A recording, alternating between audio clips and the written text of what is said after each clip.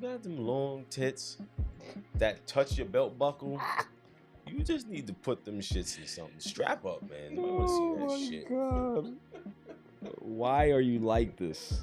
Why are you like this? Nipples touching your zipper. You're gonna zip up your fly and rip your nipple off. Why are you like this? Put your nipples in your pocket. Yo, Beth, that shit crazy.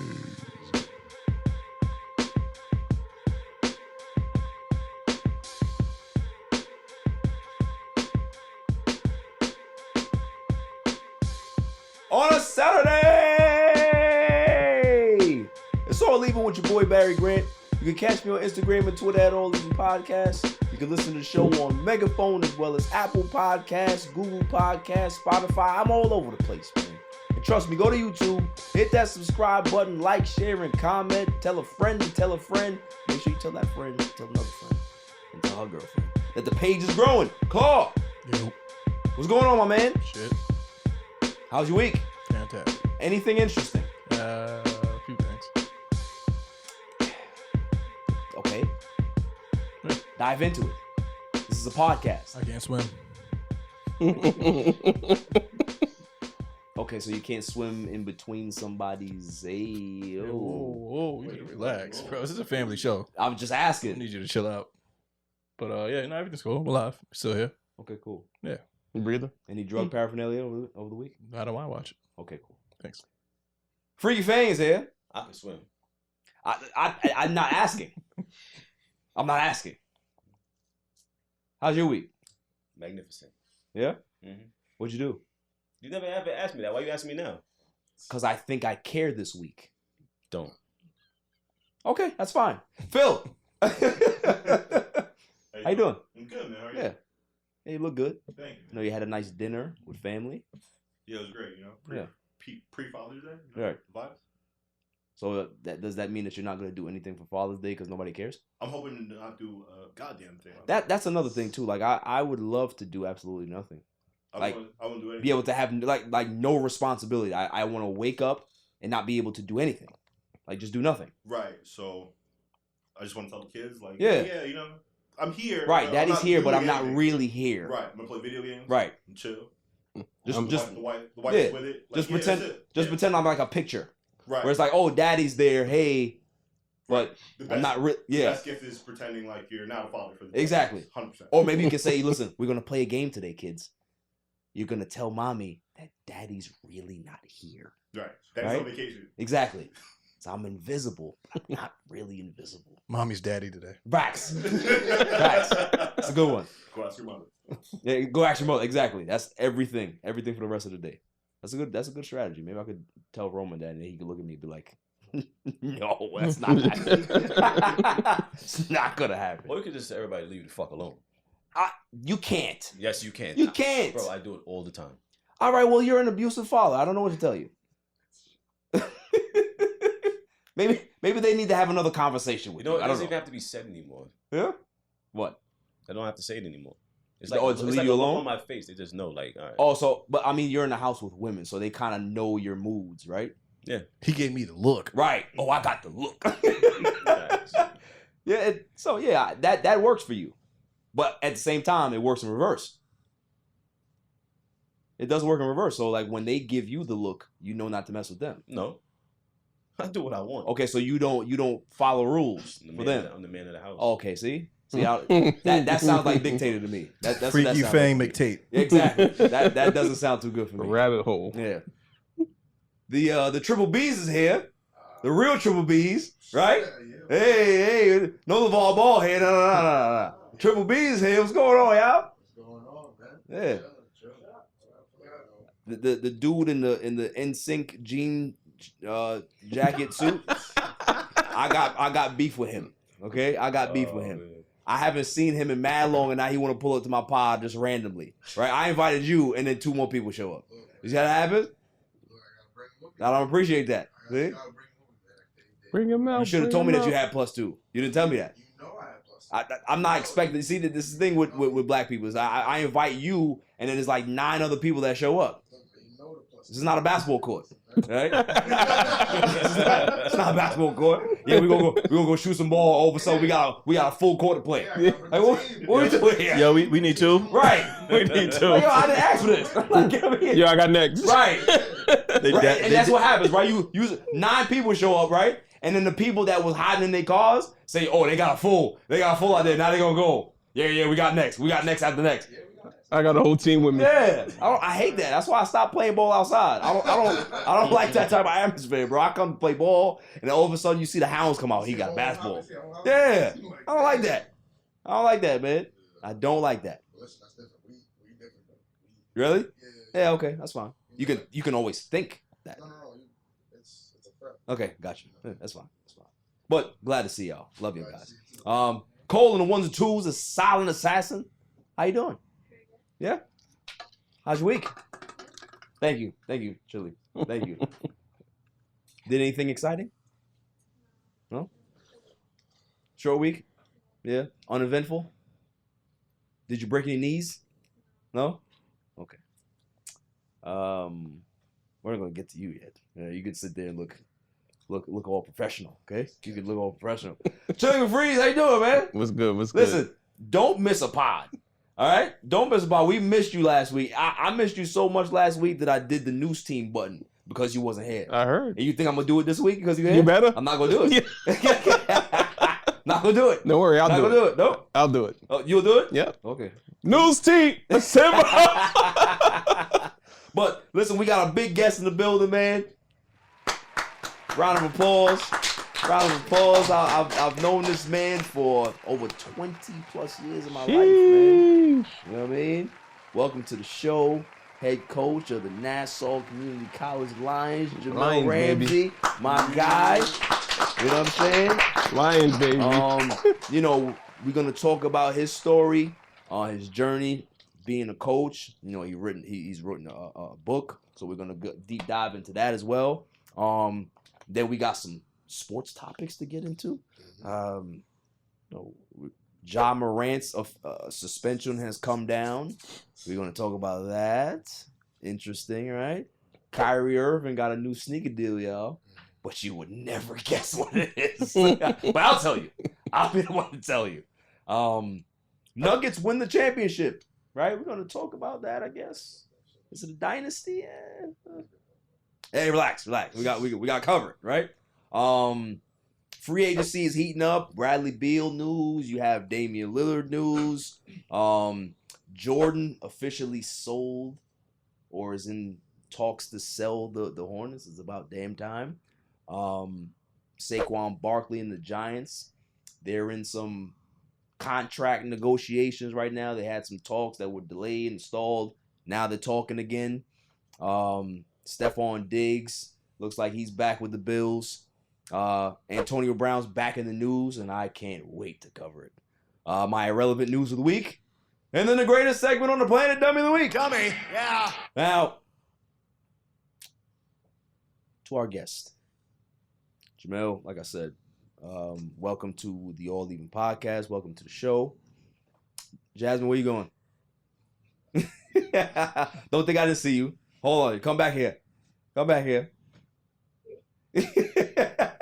Don't try to sneak out of here like a bandit. Hi, sweetie. Yeah. My lovely girlfriend is upstairs. She's now trying to sneak away. Yeah. You staying or you going? Okay. She'll be back and forth. But yes. So welcome to the show.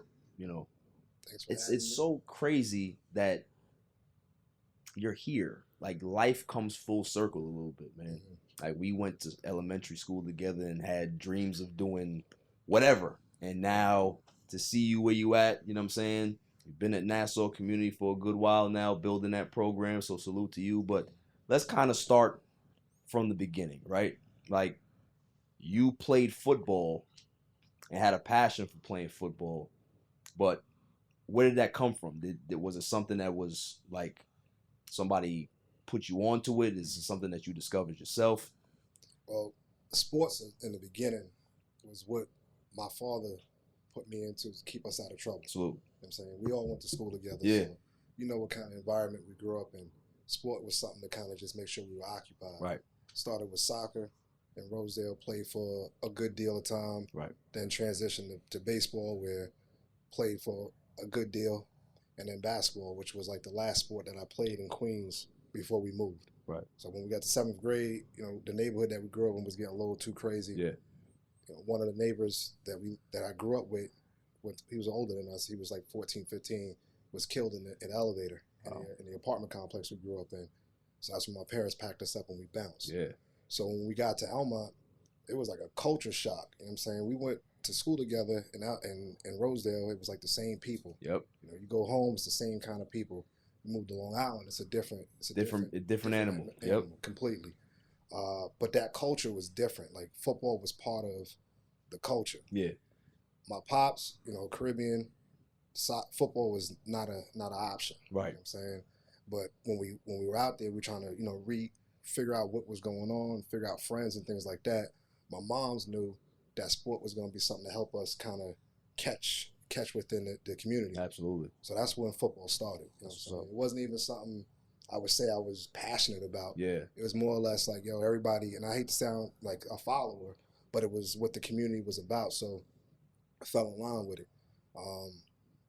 I always had like an aggression to me.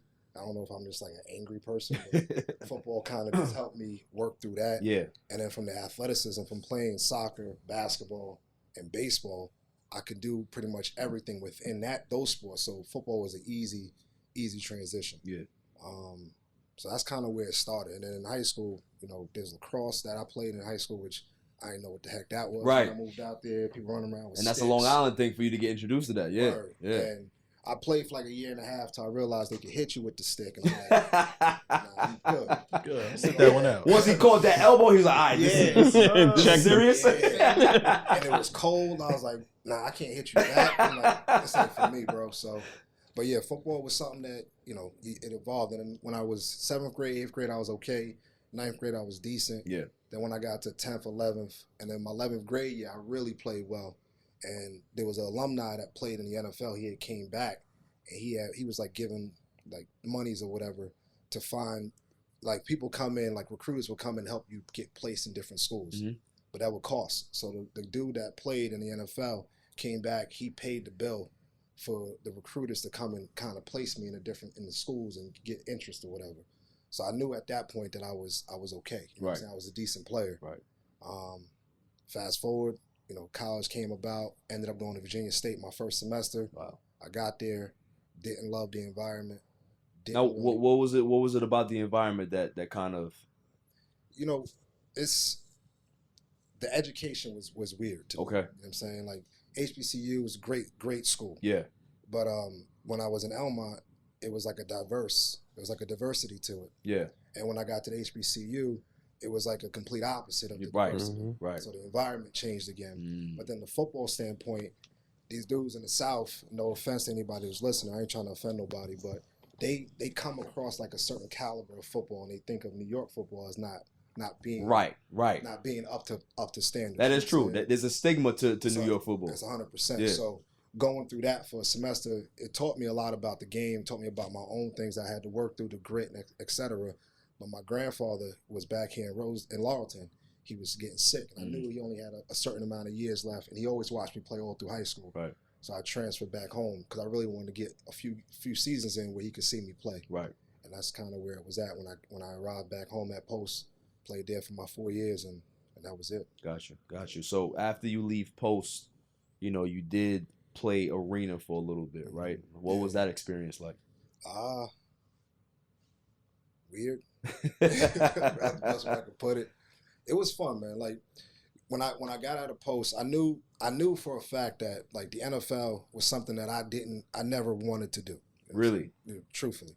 You could talk to my head coach when I sat down on my exit meeting, like I didn't have no interest into that. So was it something as if you never looked at it as an achievable goal, or it was just something that you just really didn't care about? I think realistically, knowing that it wasn't something that was achievable, definitely set in there as well. But I'm not really one for the business half of the game. I played the game because I love playing the game. I love the camaraderie. Right. I didn't really love the business behind it. Gotcha. As far as like just being another. Gotcha. And the way the NFL operates, when you get injured, you get hurt, just another. Oh yeah, it's a business. Yeah. So, 100%. but when I came out at college, agents start calling again because I played okay. I wasn't I wasn't an all-star or anything like that, but I was an all-conference player. So they call, they get interest. You do your pro day, you go there, you work out, yada yada. And then the arena teams, after the NFL draft kind of fades out, the arena teams come in and they start calling and try to find players that play college ball, whatever. So I had an opportunity. I went out to LA late for a workout. Was good to go. Was going to come back out in the next season and sign with them. Right. That team ended up folding, so that option was no longer. And then I ended up playing actually in Albany. I played Albany for about a season, and I played in Chicago for half a season. Gotcha. So that was it. And after that, I just started coaching. So fast forward, like let's kind of. I want to talk to you about this scenario. Say you're graduating college now, right? In this particular time. And now you have options in regards to the XFL and all these other things.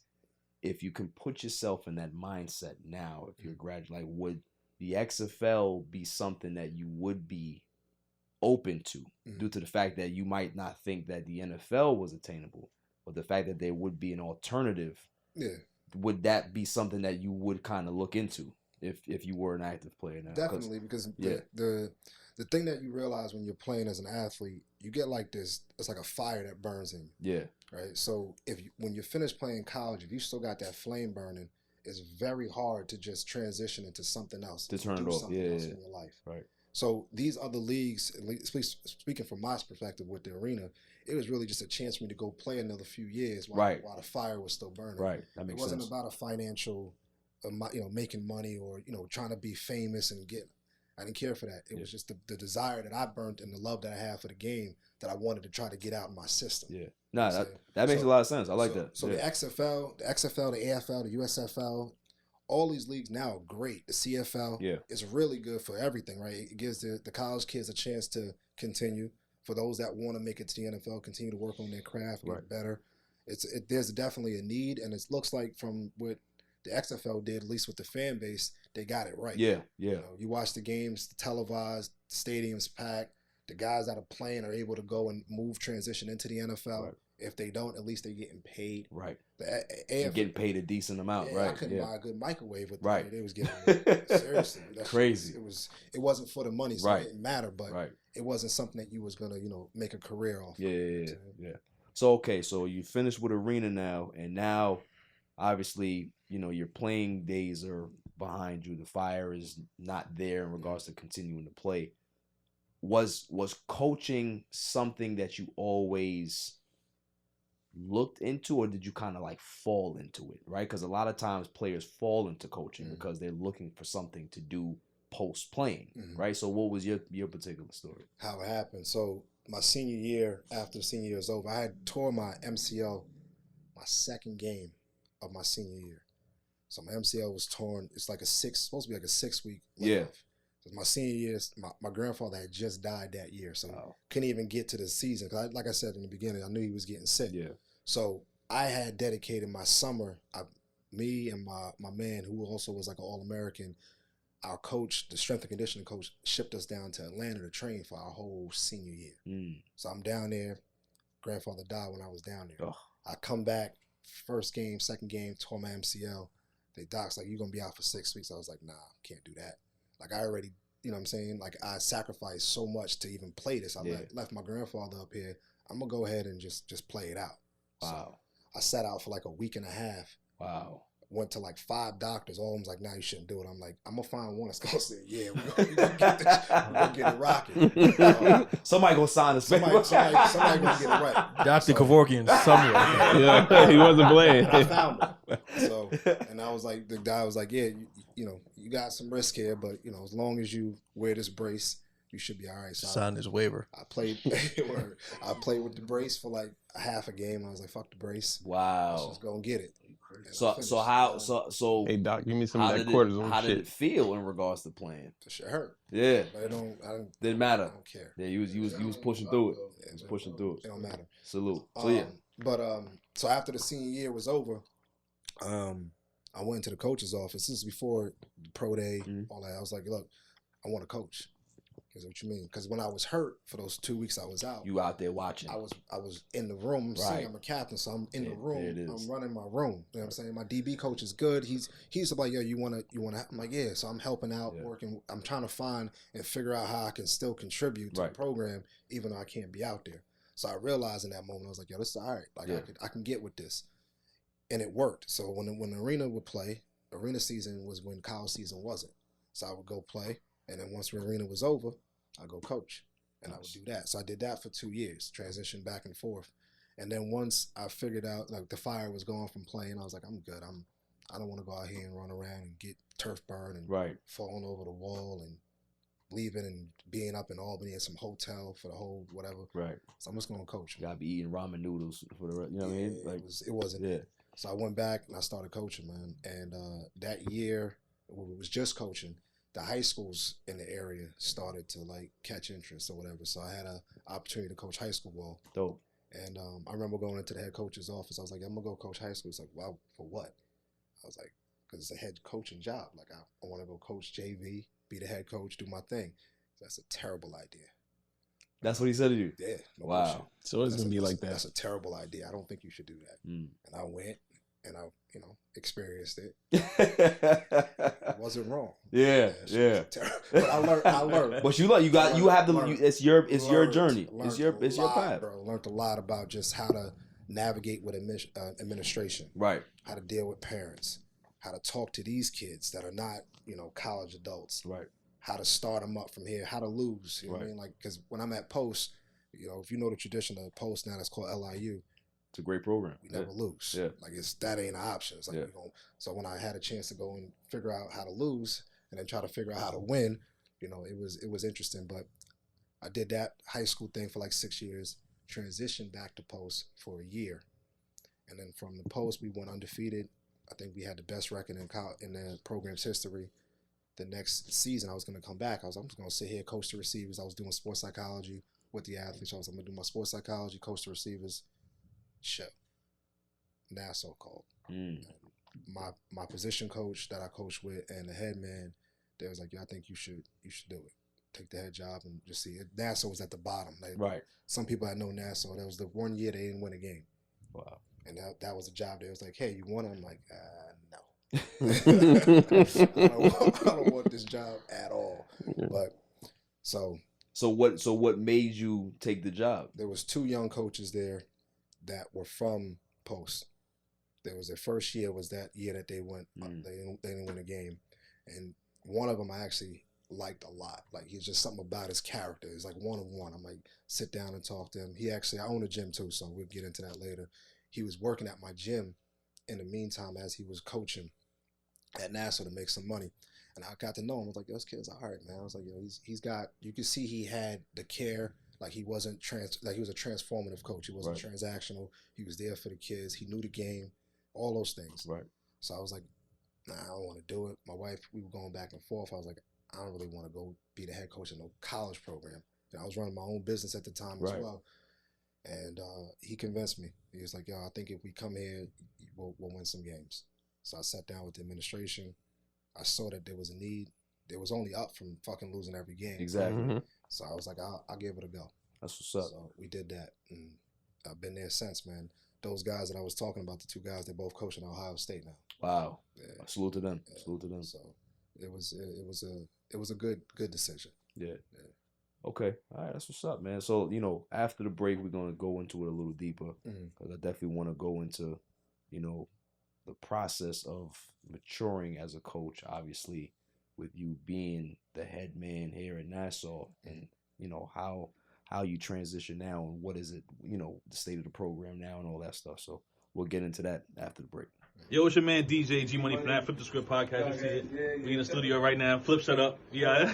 Oh, listen. Shout out to the 𝐥𝐤𝐤𝐿 podcast. My man Barry Grant Jr.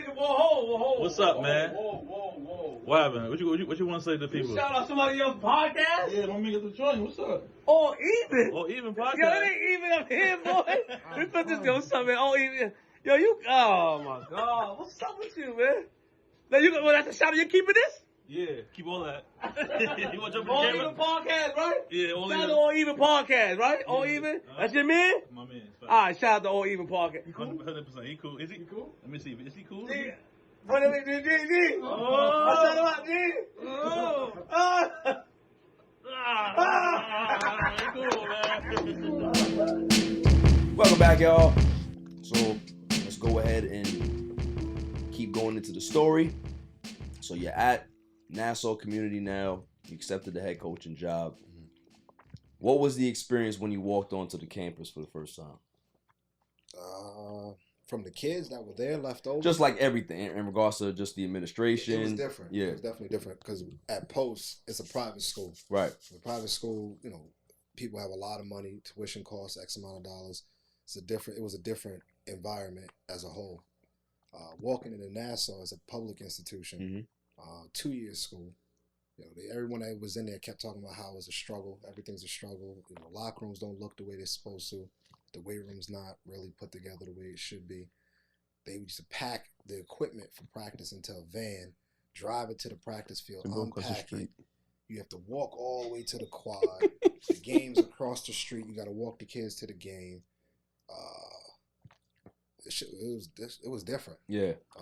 Obviously, they had lost a lot of games the year before, so you know the atmosphere and the environment from the kids' perspective. You got a lot of kids that either don't trust what's going on because it's a 2-year school. These kids aren't, you know, they're looking to transition. They're looking to go either spot. D1 or wherever it is. Yeah. It's not a you know a 4-year where you have the upperclassmen making sure the younger kids are doing what they're supposed to do. Right. Coaching staff wise, when the head man goes, everyone goes. Wow. Right. So aside from the 2 guys I was telling you, everyone else was out. Like they would have me come and sit there and talk to these guys. But if you're not with football, if you're not from the same philosophy, if you don't understand what I'm thinking before I say it, it's not gonna work. Yeah, it's not gonna work. So I had to then find coaches that can work with me that I either played for or coached with or knew of, or etc. So it was a lot of that. From the administration standpoint, it was definitely still to this day very supportive. You know what I'm saying? Did everything that I needed as much as they could within their budget. Right. And we made some good strides. The first year I think we won like 6 games, 6-4. Right? So we flipped it from an 0 whatever, 0-10, 0-11 to a 6-4. The second year we won a bowl game, so I got us to a bowl game, which was the first time going to a bowl game in some years. We got there and we won. The third year, we went back to another bowl game, which was a better bowl game in Iowa. We lost in triple overtime. The following year, I think it was COVID. The following year, we played for the Natty National Championship. We lost with fucking 10 seconds left. Wow. Man. And then this year was a little bit of a downslide. We went back to 6-4. So, I think was that 6 I just gave you? I believe that was 6. So the experience from the beginning walking on campus was definitely different from Post, but I like challenges. So the challenge of trying to get the ship to get right quick was definitely something that we were able to do. And the kids there, man, like that's what keeps me there. Yeah. They don't pay much of anything, but them kids, when you walk in there, I shouldn't call them kids. They're adults. They're young men. You know, they're looking for guidance. They're looking for structure. You know, once you get them to understand that you there for them and you really mean the shit, right? They'll do everything they possibly can to have success. Right, they buying in. You know what I'm saying? So that's like it's very contagious. You know, it's something that from the coaching standpoint is easy.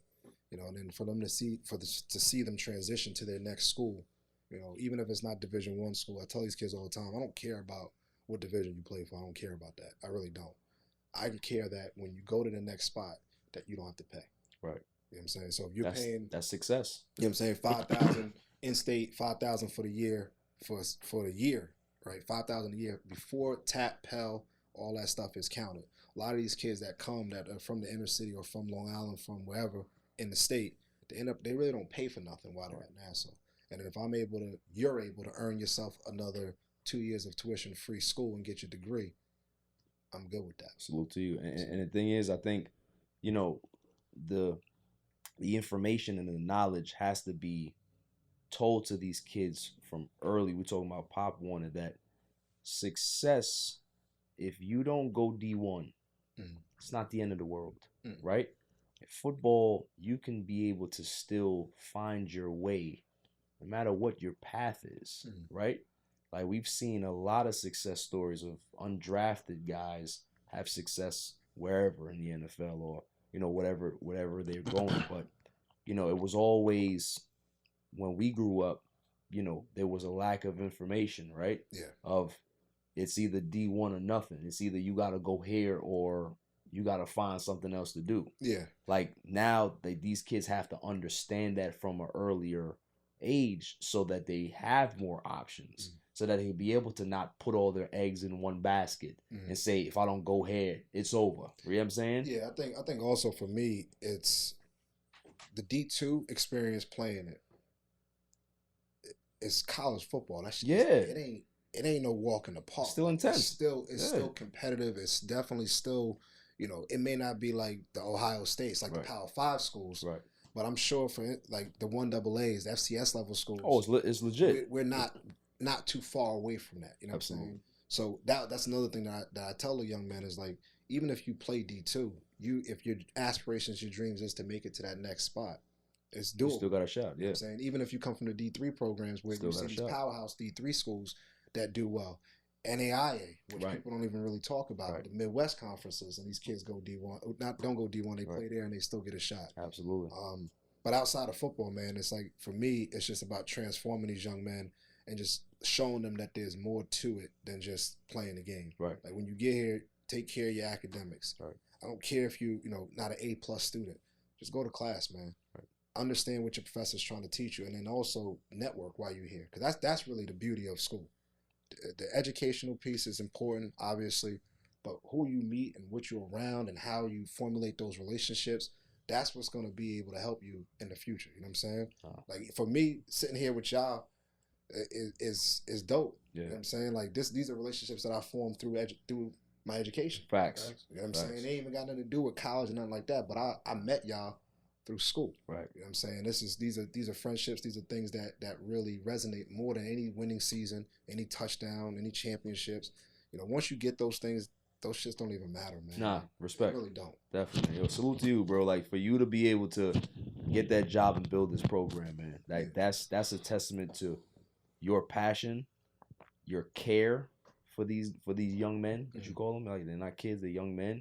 And the fact that they put their trust in you because they see the person that you are, right? They believed in you before you even believed that you could be able to do the job. Yeah. You know what I'm saying? Yeah. And that's because they saw that character in you. So, like I said, bro, salute to you, man. It takes a special dude to build something from the ground up and be able to maintain that. You know I'll tell you this too, man. I don't want to say I want to make sure I answered your question. Like when I first started, you know, there was definitely doubt, right? Yeah. My first time being a head coach at a college. Right. I didn't have too much of a blueprint to follow. You know what I'm saying? I obviously lean on some of the guys that I consider to be mentors that help me with some guidance and stuff. But as you go through it from year 1 to year 2 to year 3, all the things, all the pitfalls, all the negative things, the things that don't go your way, just learn from them shits, man. Like, all right, cool, I got that. Next year we're going to do it this way. All right, cool, now I got it. Next year we're going to try to do it this way and just continue to get better from it. You know what I'm saying? So, yeah, I hope I answered your question. Nah, you did. You definitely did, man. You definitely did. You're not like Freaky Fan that doesn't answer questions. You just don't like my answers. Huh? You just don't like my answers. I think that's exactly exactly what it is. You do answer the questions in a timely fashion, but what comes out, pause, it's just not acceptable. But listen, we're gonna go ahead and transition that. You wrote pretty much a handbook, you want to call it? Workbook. Yeah. The mindfulness workbook for athletes. And where can they find this? Amazon, Barnes and Nobles. Those are the 2 platforms I'm on now.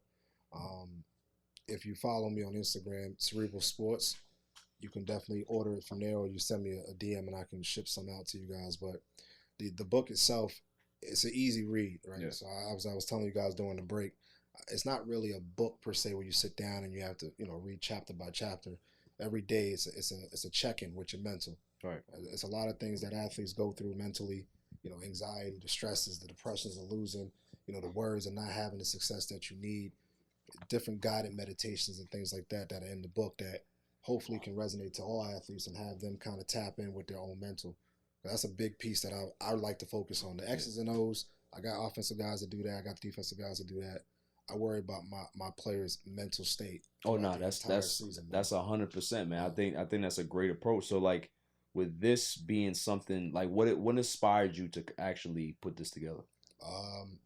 Back in 2014 when I was coaching high school, like I couldn't understand these kids, man. I was like, I don't get it. Like something was off. Like, I wasn't connecting the way I thought I could. So I went back and I started studying. I went back and got my master's degree in sports psychology. And the reason I did it was because I was just trying to see the science behind what makes athletes go. Right. So as I did that, I realized throughout my studying, I'm like, yo, there's a void here where we all talk about the mental game, right? You always hear that even on TV. Yeah, mentally, they're mentally weak, mentally tough. How many people practice their mental game? How much? You go out there, it's basketball. You go there and shoot hoops all night. Get 200 shots up a day. Cool. And then you get into the game, it's mental. How much mental work did you put in a week? Right. Most of these kids ain't put shit in. Yeah. Most of these coaches ain't put shit in. Right. Most of these parents don't know shit. So study the science behind it, understand what gets them a tick, and then you get them rolling. And then when they have their missteps, you go back and you focus on what it is mentally that they weren't checking in on. But it's something that needs to be worked on. If if sports is 90% mental, you got to spend 90% of your time figuring that out. Absolutely. You know what I'm saying? So that's the real inspiration behind it. But nowadays, you're starting to see it more. Like you turn on TV, you watch the NBA Finals, they're talking about the mental game. Oh, yeah. In college, the Power 5 schools, they have sports psychologists in the building. On deck now, yep. Right. But now, how do you resonate with those that don't have those things? I decided to write a book so people who don't have the resources for $10, at least you got to start. You know what? That's all right. You gotta send this book to the Grizzlies. Relax. All right, you gotta relax. All right, because you listen. We're not there yet. All right, we're not there yet. We can talk about it, but we're not there yet. That's good, but just save it a little bit. That's all I'm saying. Simmer down now. Simmer down now. So but nah, that's a good thing, man. I gotta clap it up for you, man. Clap it up for you. Like what you doing right now, you're really preparing these young men for life outside of sports. This is gonna help them mentally prepare for the ebbs and flows of their lives. Like, tragedy is gonna be there, adversity is gonna be there, loss of job or whatever it is. You gotta be prepared. You gotta be mentally prepared for what can be coming, right? And a lot of people aren't equipped for that. Whether they're, I've being a parent, I've figured this out as I'm watching my son grow, is that you want to protect your kids so much, right? But sometimes you go overboard with protection that you shield them from life, right? That you don't, you always hear parents say, I don't want you to struggle like I did. I don't believe in that. I believe that there needs to be some type of struggle. Now, you might not necessarily have to struggle financially like how our parents or whatever grew up, right? How we grew up, but there still needs to be some resistance where you're facing some adversity quickly, right? So you can be able to kind of figure it out and be prepared and have that armor. So when things do happen, you're not breaking down and you have no resources to be able to help yourself. Yeah. You know what I'm saying? Yep. So, that's something that I've instilled into my son. He's autistic, but I push him to do things independently. Like, daddy's not always going to be here for you. You got to do things for yourself. Yeah. You know what I'm saying? Mommy's not, like, you have to learn how to do things by yourself. Just because you might have something going on with you that you're different, that doesn't mean that you can't do things. Absolutely. You feel what I'm saying? Yeah, that's a hard thing to do for a parent. Yeah. I mean, everybody in the room for the most part have kids. So, we are definitely trying to do everything that our parents did for us and then some. Right. But also this environment that we now live in is not like what we grew up in. Absolutely not. So it's a whole nother layer of caution that we have that we put out there to make sure that we protect. Right. But to be real with you, man, there's different struggles in life that we go through. right? And I think the mental half of it is what helps us navigate all of it. Absolutely. Right. So if you're able to have communication with your kids, and this is to everyone who's listening, you always want to make sure that line of communication is open, man. Yep. Because you don't ever want to not know what the hell's going on. Exactly. Yep. And then you're trying to figure it out because of, whatever way you were brought up. Maybe you don't tell them or show them the love that they need. Just make sure that you check in and tap in. That's what athletes, your kids, everybody, man. Absolutely. So, great message. Great message, man. Life bars. Yeah. What you say? Life bars. Life bars. Life bars. I love it. Love it. Well, Mr. Freaky has been waiting for this, obviously. And Chili's laughing, so how much time we got, Nicole? Okay, so I guess we can get into it. You guys ready? This is for you, Chili. You better. This is for you, my man. If I'm gonna do this, I'll need my news team at my side. It's back. News team, assemble! News team, assemble! All right. Free Fang has gone ahead and let the cat out of the bag, right? So we have to talk about it. We got to talk about it as pod. Ja Morant suspension has come down, right? It's official. 25 games for Ja Morant. And That was close. a lot. You were close. A lot of people are talking about it. Was it too much? Was it too little? Is it a fair amount? But that's not even my issue. It's not my issue. My issue is not the suspension. I have some issues with the length, obviously, right? Pause. Hey yo, what the fuck? But yeah, that was wild. That was wild. Listen, I don't know how there was no way to phrase that. All right, there was no way to phrase that. Relax. The duration. Right? Duration. Yeah, that's a good one. That's a good one. But so the duration of the suspension, right? We can discuss, right? But what made me upset was the fact that Adam Silver himself said that, oh, no. We're going to wait. We're going to wait until after the NBA Finals because we don't want to take any press away from the NBA Finals. Newsflash. The NBA Finals was over very quickly, right? Very Nobody watched it. And you could have broke this news and people still wouldn't have cared. Because if this is the big news that you was waiting to break, you could have broke this already. 25 games. This is what we waiting for? 25 games? Come on now. Deshaun Watson got more. Bro. You think about it. Hey, missed half a season. That's what, like granted. Oh, yeah. The year before, he sat out 1 year. He sat out the year, then he sat out 12 games or 10 games or whatever it was. Yeah. So he sat out a fair share. Fuck Adam Silver. I mean, listen. You want to say what you want to say because you're who you are. You go ahead, all right? But my issue is also it looks like a slap on the wrist. It does. It's not illegal what he did, right? It's not illegal. So everybody who's like, oh, well, I don't understand what the big deal is. It's not illegal what he did. It's a moral issue. It's a image issue. If I work for a Fortune 500 company, right, and they have certain bylaws or whatever it is, certain sponsors and certain investors that are coming in here and they're spending big dollars, and I'm doing something embarrassing that's going to affect the bottom dollar, whatever their decision is to be able to punish me or whatever it is, right?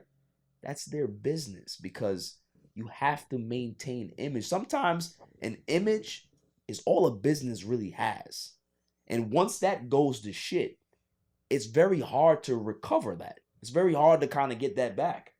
It'll always be that. That's how people is always going to look at it. It's always going to be a tarnished product. Like Spirit Airlines. Like Spirit Airlines, exactly. Like, did you see that picture? You saw that video of the girl? She's hugging the guy in the seat. No. Like they're sharing a seat. How big are the seats?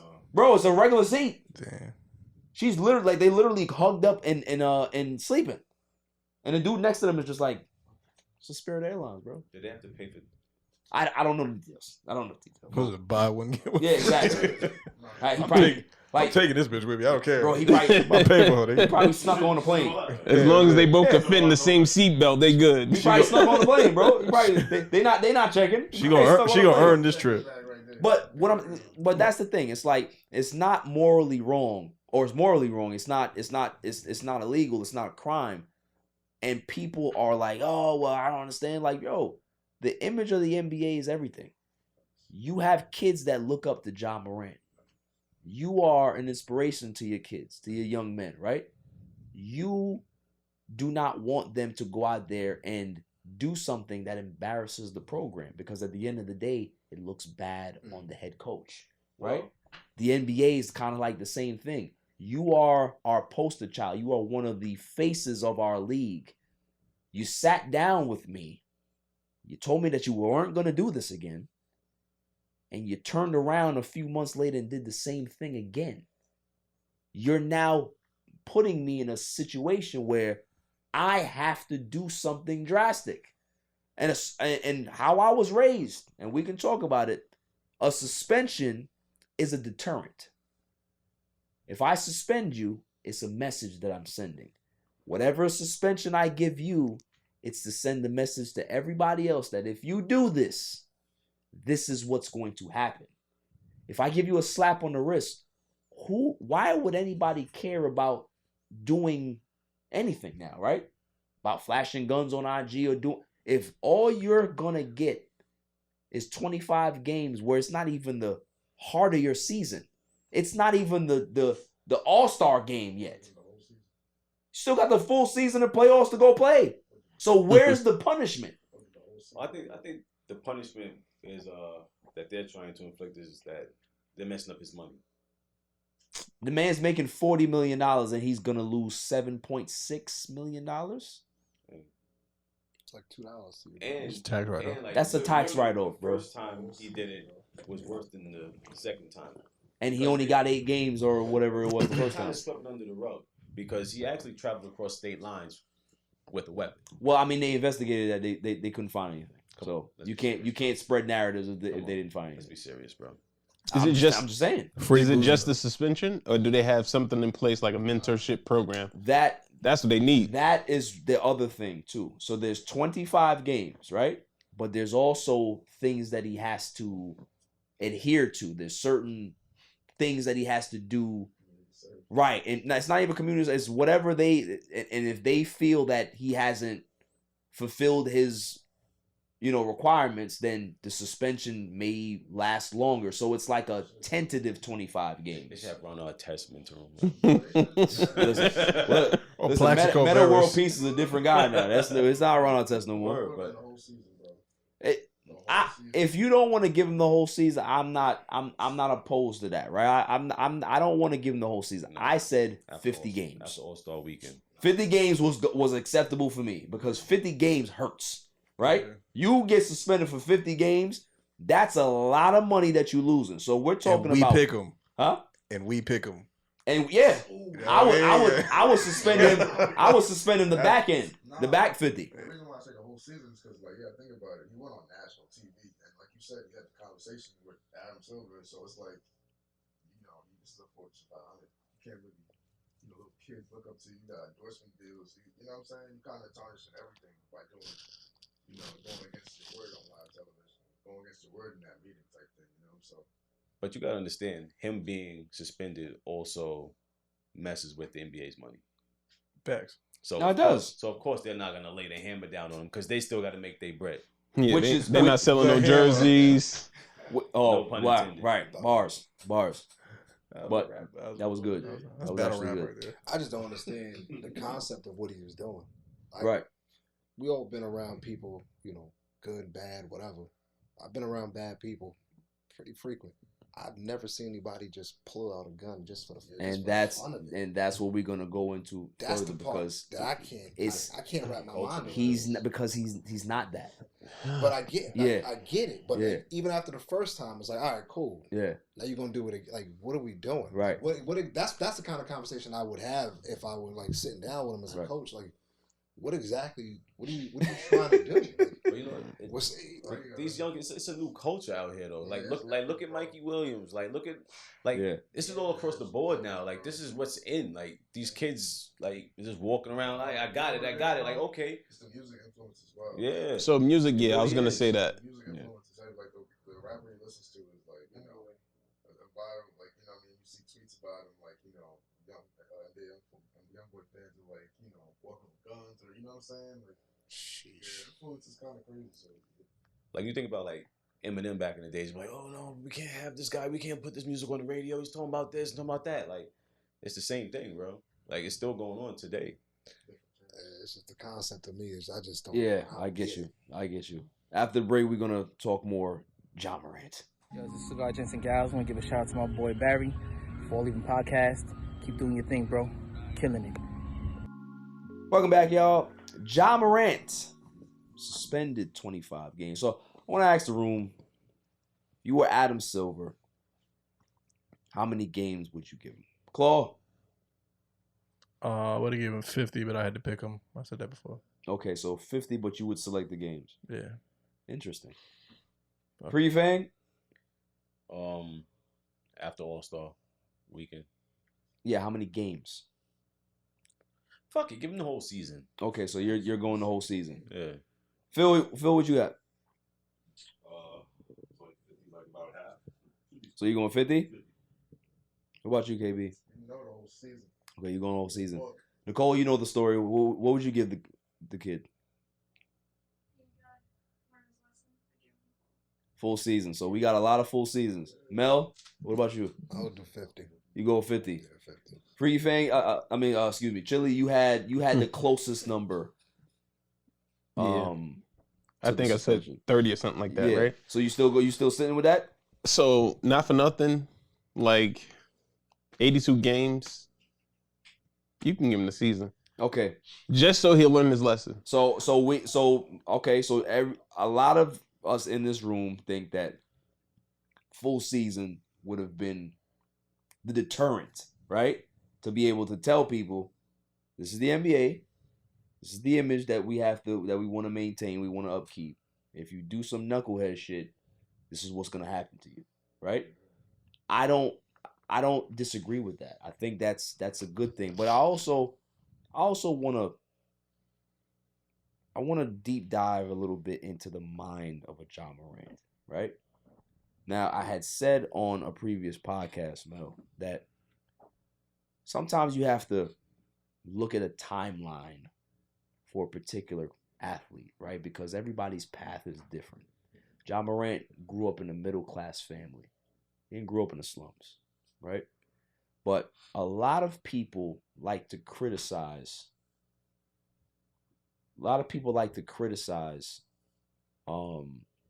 his parents, right?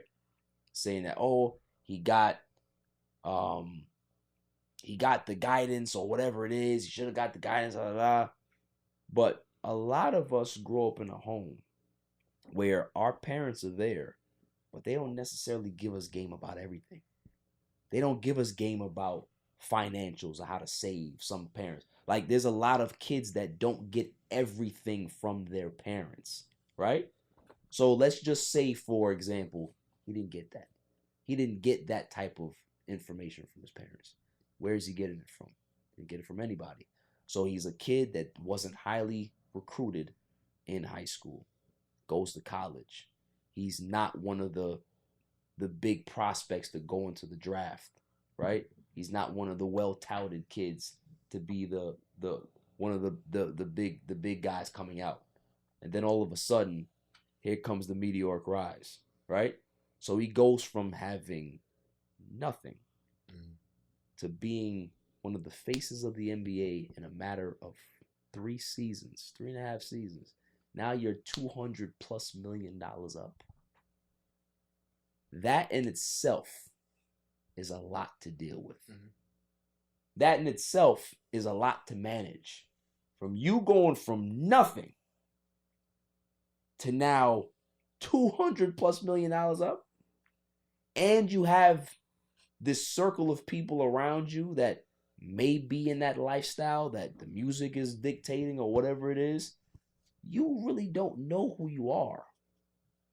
Right? Mm-hmm. Let's think about this. Like, he's a kid that didn't have the time to figure out who he is as a person. Mm. And he already has $200+ million in his bank account. Yeah. That's a recipe for disaster. So your particular handbook, it would make sense for him to be able to understand what he needs from a mental aspect to figure this out. Definitely. He's learning on the fly. And he's learning the hard way. You know what I'm saying? Yeah. So the thing I don't understand is, like, if you watch, his pops is at every goddamn game. Yeah. His pops is there parlaying, chilling with everybody. Like, you would think after the first time his pops was like, listen, you need to chill out, bro. Like, you wilding. I get it, but there's different levels of support, right? There's different levels of support. Like, there's, I'm going to be there. But there's also the, what's she looking at? Yo, bro. I'm ready to run, son. Yeah, she's staring at somebody. She good? She looks like she's about to pounce, bro. You good? Yeah. Yo, nah, she ain't good. She all right. Yeah. She's all right. Yeah. She had the it look. So there's different levels of support. There's I'm going to be there at the game, right? But there's that fatherly support. Yeah. Don't really know. The father, though, if you watch him at the games, it looked like they got a real, like, friendship. Yeah. It's more of a homie type of situation. Yeah, the optics, if we're looking at the optics the right way, at least, it don't seem like there's a lot of corrective behavior or guidance coming from that perspective. Right. After the first mess up, I know for me, my pops. It wouldn't be. It'd been curtains. Yeah. Curtains. Facts. Same thing with a lot of people around, you know, in this room. You know what I'm saying? It's so for him. I mean, listen. My thing is, I hope that he learns his lesson. This is a chance for him to be able to take a reset, understand what's going on, see the tea leaves, and really drink it in. Pause. Right? Gotta get it together. But also deal with the pressures and the stresses. Yes. Because I think that is definitely. Yeah. I hope the NBA does have something in place. Right. Because clearly he's not handling the pressure well. He's not. And it's reflecting back on his behavior on social media. Because he already said it. He's like, you know, he got to find ways to be able to handle the stresses of his life differently. I believe that statement to be true. I think it's cap, bro. Everything else could be cap. But I believe that to be true, bro. I don't get that. I mean, good. Yo, you got it on you. You got it on you. Like, that's your thing. You might have got pressed before. You scared to get in line. Your man might have got lined or whatever. And you're living like that. Then cool. That's your choice. But flashing it is what the problem is. Right. And that's it. But Claude, you're talking about a kid that doesn't understand that this is not acceptable when everybody around him is doing it, right? He doesn't have the mental, like a lot of times we have to kind of take ourselves out of it, right? If you're a mentally strong person, you're not going to be able to understand somebody who doesn't have that type of capacity that you do, right? So for you, it's like, I can't get it. For him, he has that gun because it's like, that's who I'm around. That's the culture. It's acceptable. Everywhere I go, everybody's telling me that this is a good thing, right? So why is this not a good thing everywhere else? He can't understand that what he's doing is not the right thing to do. I'm Ja Morant. I'm supposed to be able to go any places I want to do, things that I can be able to do. I'm not doing anything illegal. You heard people say that. Yo, it's not a crime. It's not. So you have those enabling people in your ear telling you that you're not doing anything wrong. Bro, if you don't have the capacity to understand that at that moment, you're gonna believe that. You know that's BS. Most of us in here know that's BS. He doesn't. He needed to be one of them kids that like shoot themselves in the leg to get the point across. All right, moving on. Like Facts. Moving on. We're gonna move on. Plex made sense to me. Right. Yeah. I mean, it make sense when he shot himself, but he was in the club. He's in the situation. Exactly. Right. He's in a situation where he's in New York. He's a high-profile athlete. I get that. This is not for us to Yeah, get. like This is, I think they were in the car playing music. It's different. And you let the hand his man smacked the phone like, hey. You can't say it's the people around him, right? Because the people around him like, yo, what are you doing? Right. And they put the phone there. Right. Nah, I can still say it's people around him. Didn't his man get banned too? From the games? Yeah, but like, nah, what you doing, bro? Like, put the phone down. Yeah, exactly. We done had a like, yo, what's going on? Right. Like, you ready? You just got jammed up for this already, man. What we doing? I think he banned his man from the games too.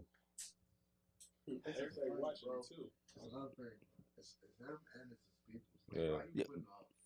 But you got, they all young, bro. That's it. They all young. They all young. Like, a lot of people have to realize that we're not talking about a 34-year-old man. Kids. This is a 23-year-old kid. He has $200+ million in his bank account. Like, yo, if we 23 and $200+ millions in, we gonna do some stupid shit too. I'm not gonna lie to you. Not gonna lie to you, bro. Like, we gonna be driving Lambos in places that we not supposed to be driving Lambos 100 miles an hour. Like, we'll do that. We'll do that. Hammer Booth threw a bill, y'all. Hammer Booth threw a bill. I want to pay them paying. In a time where you couldn't even believe to blow through a bill. I didn't know he had a bill. Bro, he was off of one record? I had no idea. You bugging. Sex, drugs, and money. Dude, he was the biggest thing on the planet, son. On planet Earth. When you have a Barbie, when you got a Barbie, son. My sister had that. Come on, bro. I had that. I had it. Wait, what? I had it, son. Why? Yo, I had a big sister. We was playing. Yo, because you had a big sister, you had to have. Bro, she had her Barbies. I had my hammer doll. So you had Barbies. I had a hammer doll. You had Barbies. You want to call it what you want to call it? Call it. You call it a Barbie? Yeah. Mattel made it. It's a Barbie. It's a Barbie. Yeah. I had Transformers. It wasn't a Barbie. Good. Kudos to you, bro. Yeah. You're great. You're great. Moving on. Moving on. The Denver Nuggets won the championship.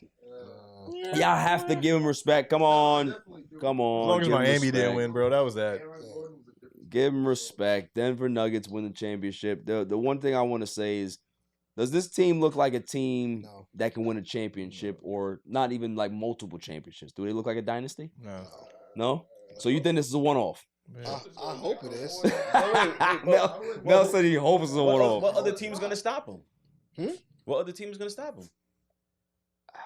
I agree with you. I think the West is not as strong as it used to be. What team's going to stop him? All the strong teams are in the East right now. You think Miami was the strong? I mean, obviously they got out of the East, but that was not the best team. No, in the East, no, it wasn't. They just hit their stride when they needed to. I don't think the best team in the East could have taken them down.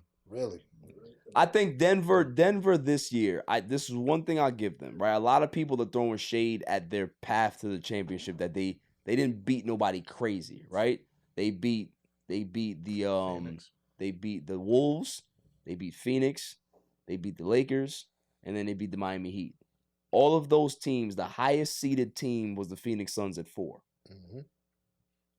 Wolves were 8th. Mm-hmm. Lakers were 7th. Mm-hmm. And the Miami Heat were 8th. But they were first, though. They were first, but what I'm saying is that they didn't play any top seeded teams. Yeah, I got you. But the thing is, they played, so people play. are throwing shade, but you have to play who's in front of you, right? It doesn't really matter. That's not your decision to be able to see who you're playing. Now, the one thing that I can say about them is that they had a team that they were virtually unbeatable because of how they played, right? They weren't a team that it was just top heavy with 2 superstars and you relied on these 2 guys to be able to bring you through, right? You've seen multiple games where Jokic struggled, where Jamal Murray struggled, and then KCP would have 13 points in the quarter. Aaron Gordon in that clinching game, he had 27 points. 27 points. He missed 3 shots. And this is Aaron Gordon we talking about. This is not no superstar player. You have Bruce Brown come off the bench with 21. Those things is what let them win this championship, is that you can be able to have a game plan for the superstars, but the role players got you. Facts. And it reminded me of the Dallas Mavericks in 2011. They had a team that it didn't matter what you did. They had 𝐥𝐤𝐬 coming off the bench and giving you buckets. They had Sean Marion giving you buckets. They had Jason Terry giving you buckets. They still had Dirk giving you buckets. They had Jason Kidd giving you. They had so many dudes throwing at you that it didn't matter what you did. Didn't matter what you did. And that's why I think that they have a chance to possibly, within the next 4 years, probably get the 3 finals. They have a chance. Are they going to win? I don't know. But they have a chance to be able to solidify this little run here and really maybe have themselves a little mini dynasty for a little bit.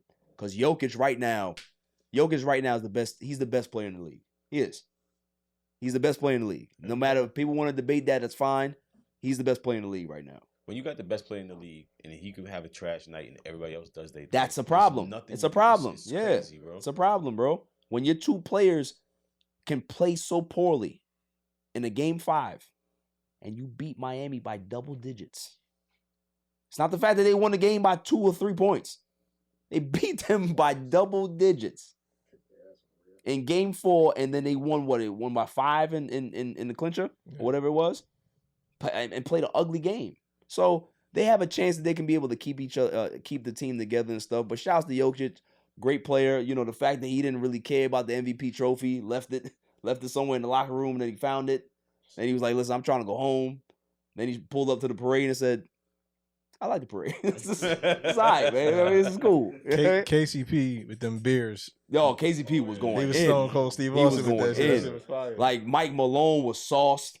Aaron Gordon was sauced. Yeah. They was all fire. So, you know, shouts to them. I have no shade to throw at the Denver Nuggets. I really don't. Like, this is the first time they've been in the final and they won it. How can you get mad at that, right? Like, kudos to them. They to the victor go the spoils. They never have to pick up a tab out there again. Ever. Like Ever again. I call it the Nick Foles. Facts. You never got to pay a bill. Facts. You know what I'm saying? Bro. So, like, you know, for people throwing shade at them or like, bro, you got to play the people in front of you. It doesn't really matter. If none of the top teams get through, that's their fault. Yeah. It's not anybody else's business. Moving on. Kyrie Irving got some new shoes.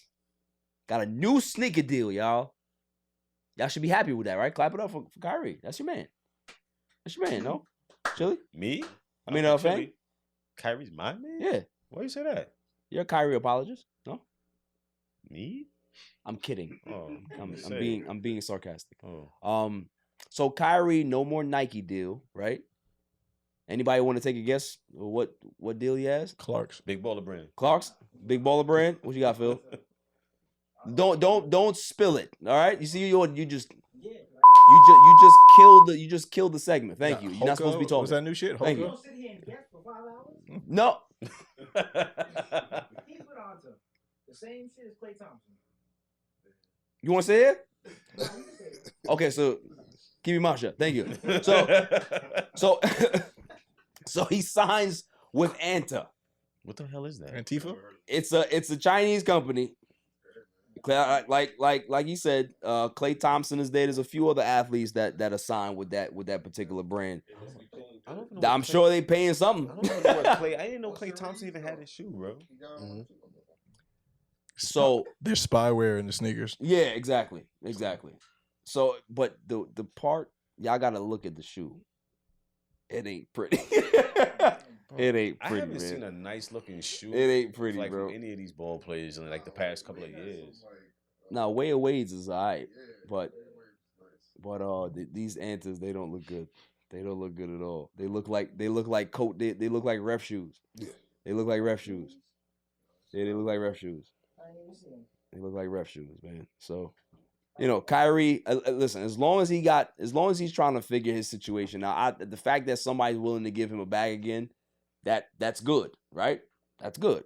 So, you know, salute to Kyrie. Moving on. Zion Williamson. Now we're gonna obviously we've talked about this ad nauseum last week about him having obsessions with porn stars and not working hard. Well, I mean, he is working hard, but he's not really working hard in his craft. There's a lot better porn stars. Exactly. He shot the bar low. Shot the bar low. What does that mean? Like, that's a shot. Shorty literally looks like she's having... Relax. Like, you even know what I was gonna say? It doesn't matter. Doesn't matter. Doesn't matter. He likes the Southern hospitality.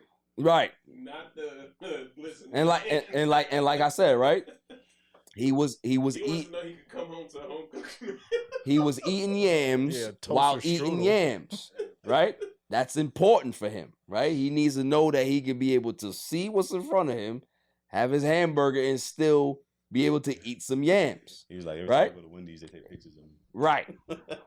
But here's the thing now is that there's rumblings in the organization that he may be on the trade block. So there's rumors that Scoot Henderson, which is one of the top prospects in the draft, New Orleans might be looking to get him. And New Orleans wants that pick. They want the 3rd pick or the 2nd pick. But Charlotte doesn't want Zion. They want B.I. They want Brandon Ingram. Because when you think about it, Brandon Ingram has been the proven player. He's been the more durable player. He's a player that doesn't have much headaches, right? So if you're a team, you know how talented Zion is. Well, would you trade for Zion? You wouldn't trade for him at all. Wow, I would. Thank God that you're not a GM. Bro, I think he just doesn't want to play there. Yeah. I just think he's out of shape. I think he doesn't really work hard. I think he was overrated coming out. I'm with Mel. All of it. Everything that he's done in the NBA so far, he's been injury prone. Yep. He's got the Sean Kemp effect. He's only going to get heavier. Yep. He can't bounce like he's going to be able to bounce every year that he's out there, like Blake Griffin. Bars. Went to shit. Honestly, keep going. If he ain't come out the gates the first 4 or 5 years rocking that shit, he ain't gonna do it on the back end, bro. I think honestly, after the injury, he just didn't want to be there anymore. Let me tell. I explained this to you, but he's out of shape. Free thing. I've never. That's the thing. They want him to be in shape. In my life, game, bro. In my life, he's playing the game. I think he's doing playing the Harden, game, bro. No, listen. Even Harden gave you glimpses. I've never seen a player break a pair of shoes on a basketball court that are fresh. That was two. That was in college. That's a problem, right? When you are showing weight issues in college, it's a problem. There's a lot of players that have had weight issues in college. They get to the pros, they get the team gets them on a training program, they figure it out, right? We've seen offensive linemen be 390, right, and have to come down, right? Defensive linemen have to come down. Like, these things happen, right? Some guys just don't understand how to really treat their bodies right. They have to get a nutrition plan. They have to eat right. They have to do certain things. Zion is resistant to what they're saying. So as an organization, if I put this demand on you and you're not doing what you're supposed to do, what am I supposed to do as an organization, right? Now, you can say that they've enabled him because they've paid him money. But at the end of the day, what are you supposed to do? Right? He's the number 1 pick. He's supposed to be the guy. If you let him just walk, you are a laughing stock in the NBA. So they're really stuck between a rock and a hard place, right? They can't really move on from him the way they want to. And he's not giving them what they need to be a building program. It's a problem. But if I'm them, I think you're stuck. I really think you're stuck. Whatever headache he has, whatever headache he comes with, you're just going to have to deal with it.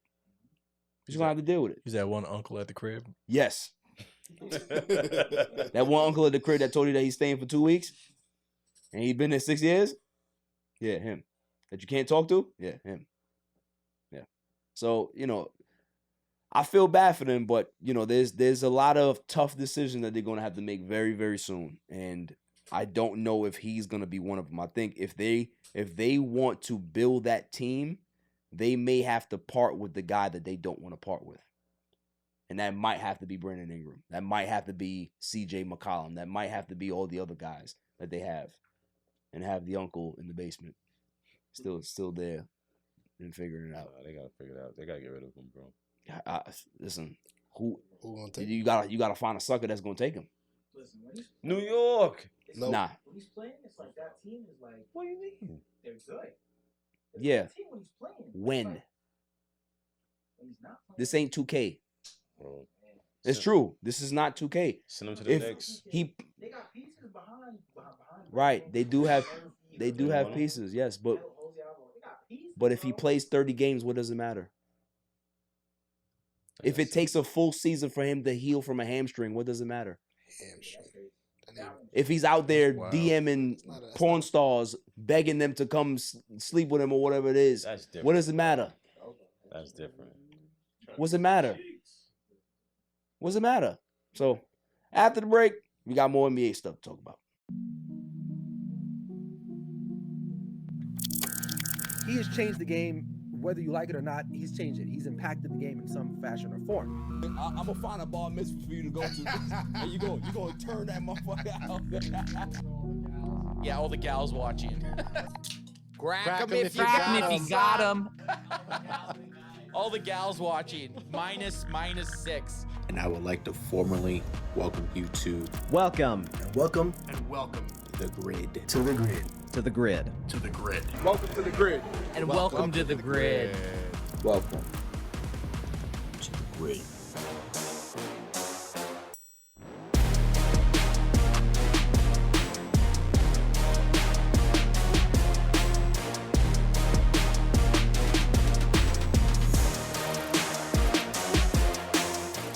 Zion.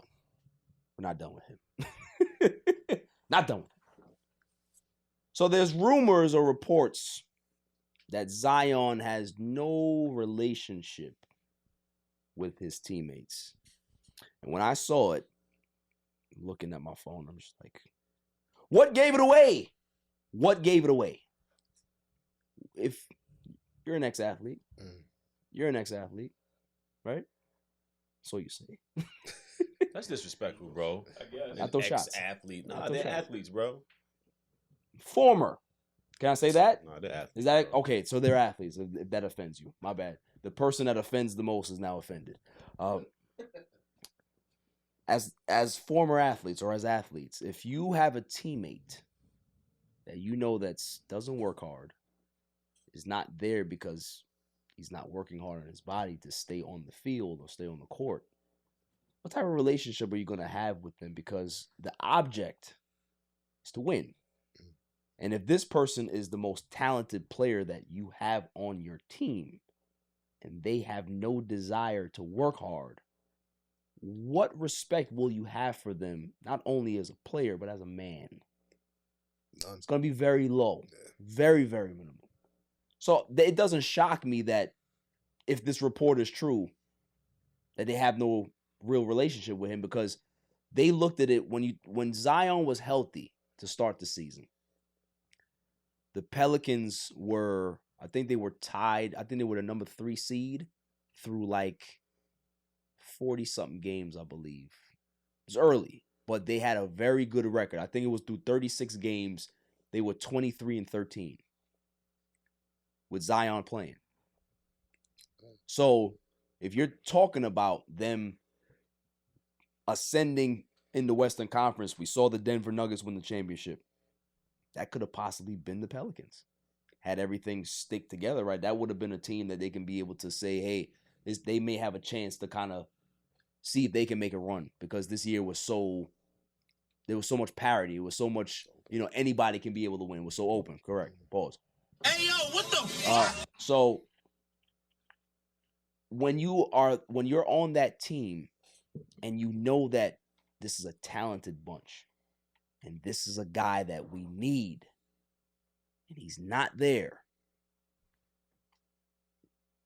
and then all of a sudden, and then also too, when you see him come there with mustard turtlenecks and jean jackets and baggy jeans like Michael Jordan, like, of course you're not going to respect his game either, the dressing game, because the fashion is a big thing. But it's a problem. The respect in sports is a big thing between teammates. And if you don't have that, you have nothing. So, anybody got no thoughts on that? I agree with you. Yeah. If he ain't practicing, he's always injured. He's eating, not working out, DMing porn stars. Yeah. Like, he's all over the place. What do I have to say to you? Yeah, what is there to say to you at that point? Take off the Michael Jordan jeans and never wear them shit.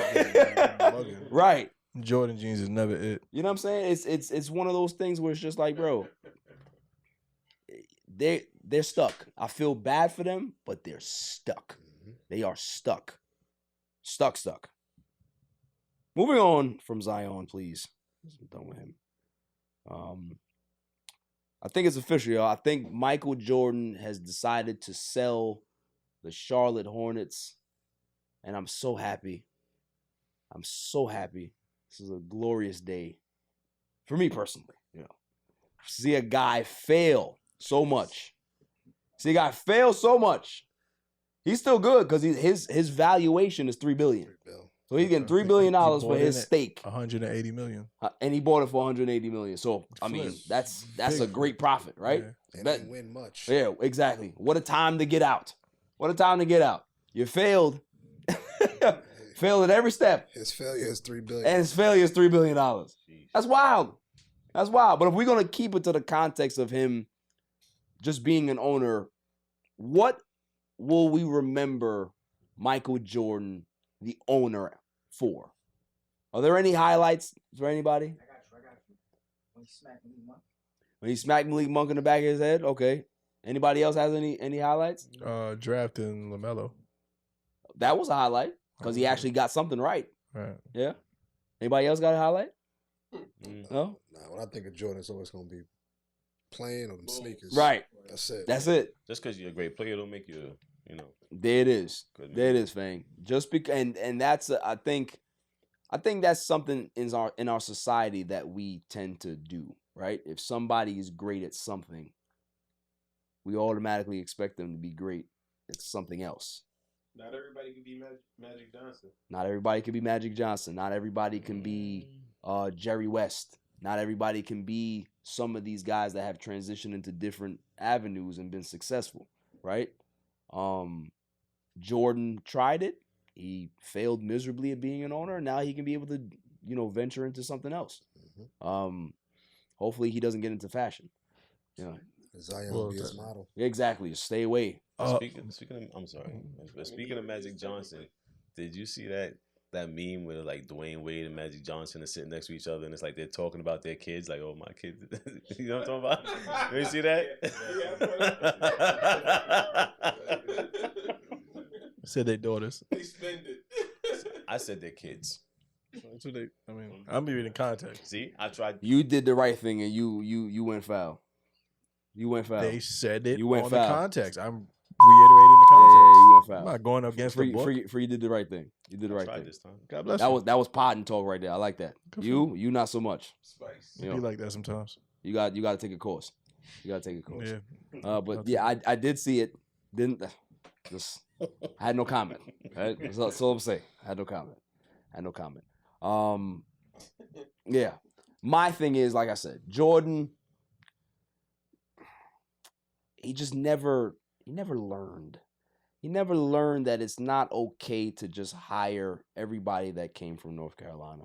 It's not like you have to put the right basketball people around you, right? If you don't know, it's okay to not know. And I think Jordan's ego led his team to be as bad as they are.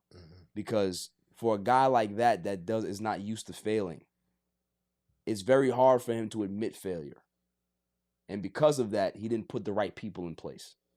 Because if you can admit failure and say, I'm not really good at this, I need to get some people that know what they're doing, then you can be able to right the ship. But for him, he doesn't believe in that. He believes that he knows better than most. Well, we've seen how bad Charlotte has been over the last 13 years. They're disgrace. But now they have a chance to be good. So Charlotte Hornets fans should be jumping in celebration in the streets right now. And they actually have a chance to be good. I heard that 𝐥𝐤𝐤 is part of the he's a part of the group. Collective to get him, which is another North Carolina native. So which is dope. Which is dope. That's a good thing. A lot of entertainers are getting into team ownership. Well, Ice Cube just started his own league, right? He's been had that. Almost 4 years. Been that. They just recognized it as the first black owned. Shit fire too. And it's legit. It's legit, man. It's fun to watch. It is. It really is fun to watch. You can see like some older players like duel it out. You know what I'm saying? Like half court basketball, like how you watch it at the park. That's what it feels like. Like you watching ball at the park. You know what I'm saying? Like it's real. It's a good product, man. And he's talked about not being appreciated by the NBA, like getting snubbed by the NBA and stuff like that. Like they tried to kill his business. I can understand how he can say that, you know what I mean? Because it's a bit of a competition, right? But at the same time, the NBA and the Big Three can work together. They really could if they really wanted to. I mean, you subsidizing the WNBA, you might as well subsidize something that's good. Shots fired! Shots fired! That was a good one.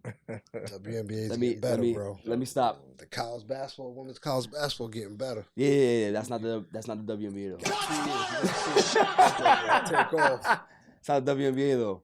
College basketball is always going to be up. No. But the WNBA? WNBA is desperate. Huh? WNBA is desperate. Yo, listen. Bro. Here's the crazy part. 2 years, son. Here's the crazy part, right? 2 years. Here's the crazy part that I did not realize until shouts to my man Jamel Crothers. He gave me a stat because he's a big sports watcher. So he's been watching the league for a while, right? So we was having a conversation. I was like, yeah, man, they got all these teams out there that not doing well. They need to move this team to this market. Like, the Houston team, Houston Comets, they need to move and find some smaller market to play in, right? Because Houston they got too much stuff out there. So he was like, yo, my man, there is no more Houston Comets. So I said, what you mean? There's no more Houston Comets. They're a WNBA team, right? They're one of the first teams to win four championships in the league. How you not have, where are they, right? He was like, yo, they've been dissolved. So I said, oh. So I said, what about that team? He said, yeah, they going too. So I said, so who's left? So he gave me the list of the teams that are left. And I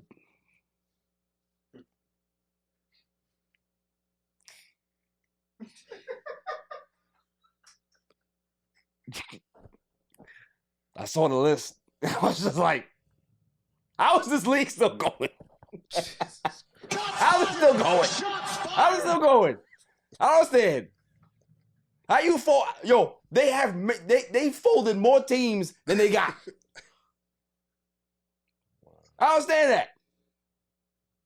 Well, no one's watching.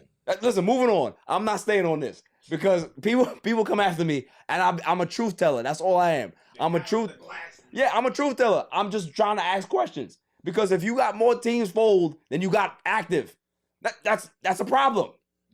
That's all I'm saying. Moving on. It's the retention rate. Exactly. Where's the retention rate? Exactly. As a business, that's not something that you want to invest in. I'll take my $6,000 and go. I'll take my 6th grade and go somewhere else. I'll go somewhere else with my 6th grade. Moving on. Free agency is heating up. Trade season is heating up. Bradley Beal might be on the move. Thoughts? Where do you think he goes? Knicks. Knicks is a good option. What about you, Free? I don't know, to be honest with you. The Kings are in there. I heard the Celtics. I heard there's a couple of teams that are vying for him. If anything, I was Bucks. I would do Celtics. Celtics over the Knicks. I mean, yeah, anybody over the Knicks. It is.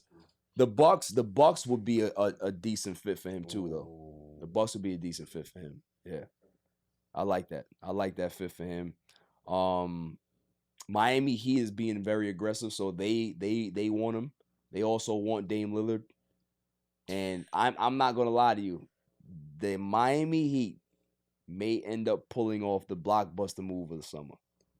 Out of any other team, I think they're going to be the breaking news. Holy crap, did this just happen? They're gonna be that team this summer. With who? Who they gonna get, you think? They may end up getting Dame. That's a lot. That's a lot.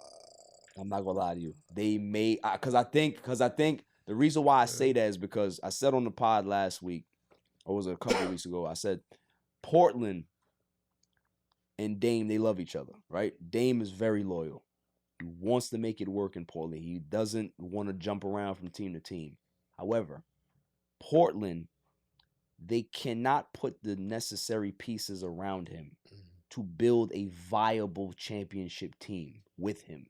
It can't. It's just not possible. So because of that, I understand that they love each other, but Portland has to be the one to go to Dame and say, we need to move you because we can't give you what you want. You feel what I'm saying? It's just like a relationship with, if you got a woman that's high maintenance and you can't give her the lifestyle that she wants, what are you going to do? You're going to have to let her say, hey, listen, this is not what you signed up for. You're going to have to, do what you got to do. Like, I respect you if you don't want to be here no more. But that's what the situation is that they literally cannot put a team around him. They can't. So what they have to do is move him for whatever they can move him for and rebuild. You can rebuild with a Scoot Henderson.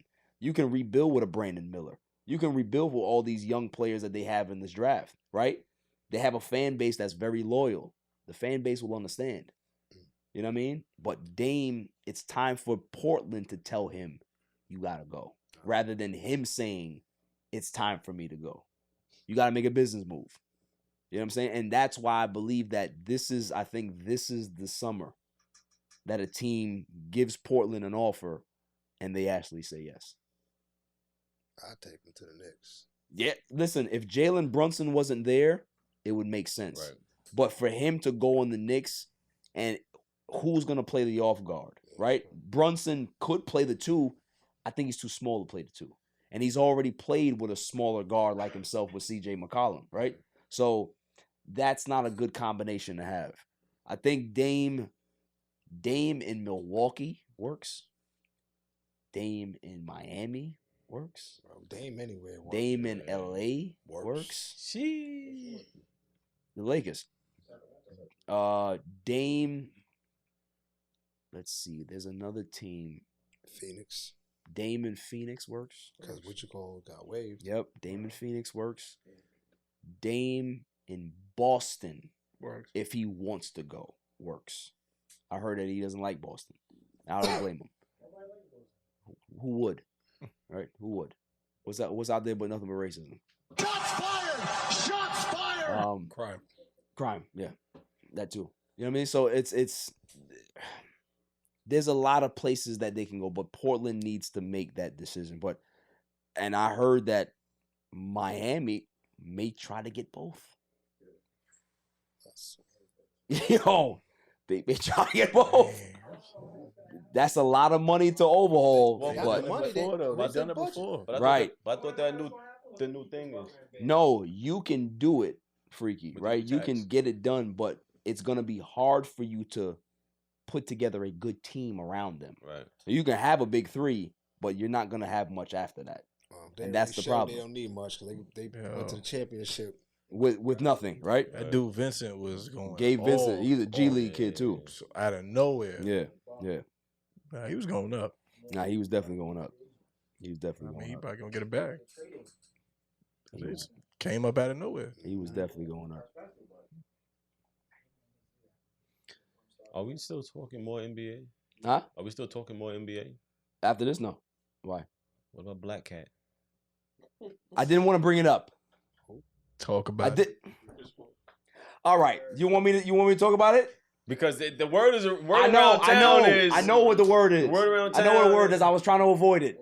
You're supposed to be my friend, and you were supposed to be Lakers fans, and you want to bring this up. No. I'm just being real. Like the talk around all right. town is. So I gotta break it again. So I talked about last week that sometimes when I speak, things just happen. Right? You've seen it happen. I've said things, and it happens. Right? Basketball has a sense of humor, Mel. It does. For me, at least.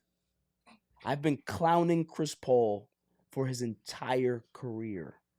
His entire career. People are in this room know how much I've clowned this man for the last 18 years of his career. Clowned him. Well, according to the new reports, and thank you, Freaky Fang, for putting this out there now. I got to talk about it. The Lakers have strong interest bringing in Chris Paul. You don't like him? That's your best friend. That's his man's B. That was over 10 years ago. I wasn't excited. I wasn't. Yeah, you heard what you just said? Middle school. A lot of idiot brain. A lot of idiot brain. Right? So, at this point, if it happens, what am I supposed to do? Cry. What am I supposed to do? Between him and AD? I'm going to tell you right now. I'm going to tell you right now. I'm going to tell y'all right now what's going to happen. He's going to come here, and everybody's going to talk about they got a chance, they got a deep team and blah, blah, blah. And there's going to be some phantom injury where LeBron James is on a commercial shoot, trips over a wire, torn Achilles, out for the season. Austin Reeves is going to be wearing his Anta sneakers. Something tears, out for the season. Anthony Davis, who's already in bubble wrap, is gonna hurt himself while he's in the bubble wrap, out for the season. The head coach, who's gonna be on the sidelines, is gonna go out to argue a call, slip on a puddle of water, out for the season. The announcer is gonna choke on a piece of popcorn, a piece of kernel, out for the season. This is what Chris Paul does. All right? I call him Black Cat Paul for a reason. Wherever he goes, jinx follows. Look at it. Go ahead and look at his history. Anybody who thinks that this is a joke, go ahead and look. It's not a joke. It's like that movie, Claw. What's it called? The scary movie. Phil, help me out. It's like a Ouija thing. What's it called? Final Destination? It's not Final Destination. That's a good guess. But it's the person that jumped out of the TV. The Ring. That's what it is. That's exactly who he is. So the Ring. He's the tape. He's the jinx. He's the juju. Got it. He's the juju. So no matter where, it's like a haunted house, right? They say, oh, the house is haunted. No, it's not. It's the person in the house that's haunted. So when they go somewhere else, that house is haunted.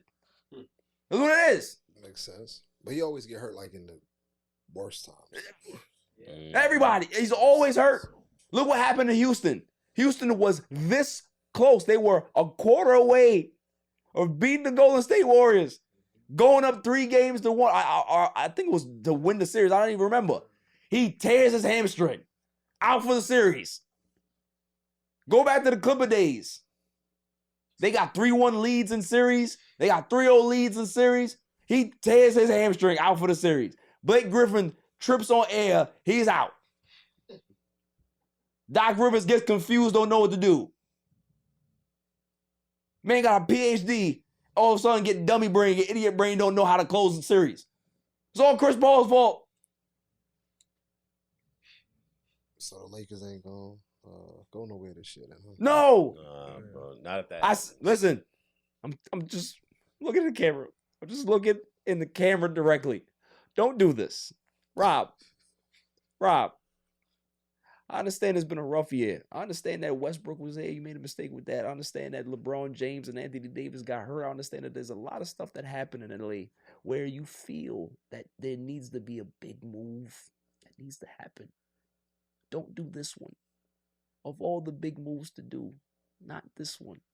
You're going to regret it. You're going to regret it. It's like that guy in Independence Day. What was his name?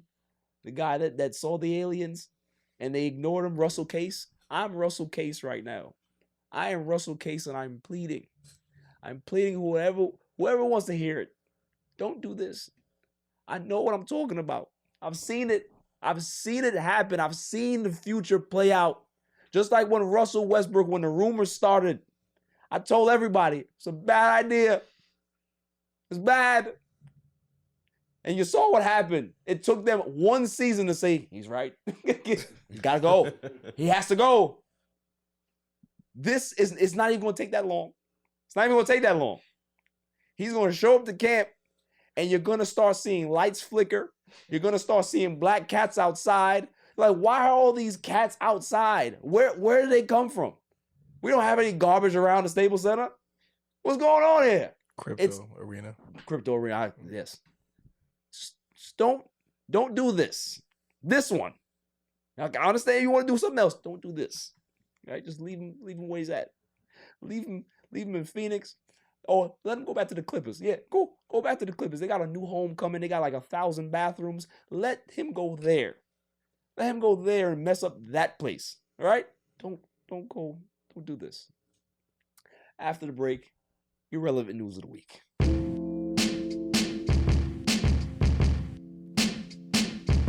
Welcome back, y'all. Now it's time for my irrelevant news of the week. You gotta be kidding me. I mean, how do you watch them? I mean, yeah, they stink. Ah, yes. My favorite segment of the show. You guys ready? There's some crazy ones this week. Last week was little, I mean, it was not much stories, but this one, I ain't gonna lie to you, boy. Let's just kick it off. Woman marries virtual husband who was completely ran by AI.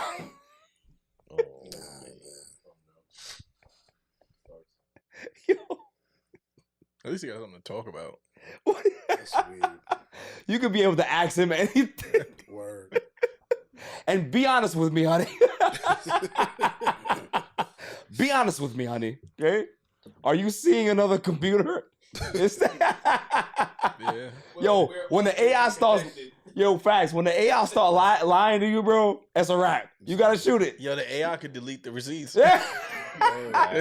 Think about it.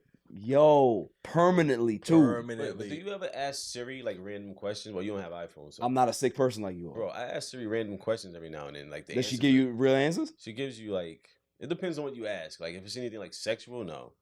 But if it's like, you tried. Okay, so you tried this. Oh yeah.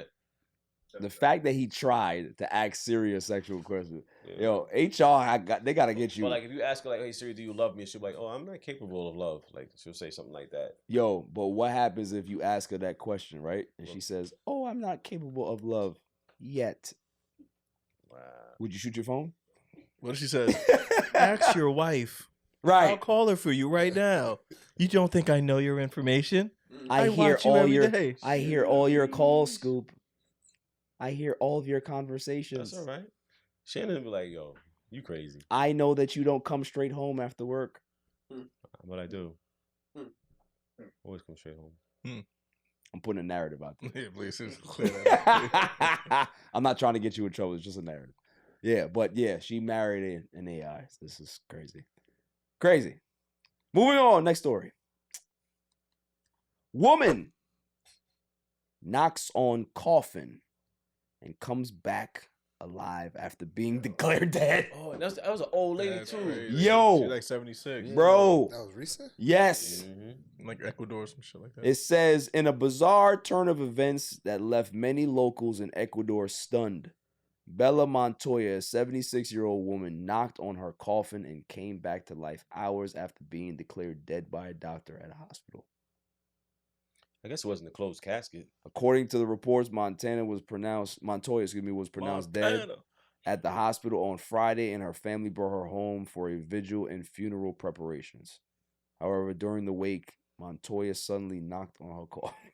And she's alive and well. Right, Yo! How I didn't know you can stay alive in a coffin for that long, though.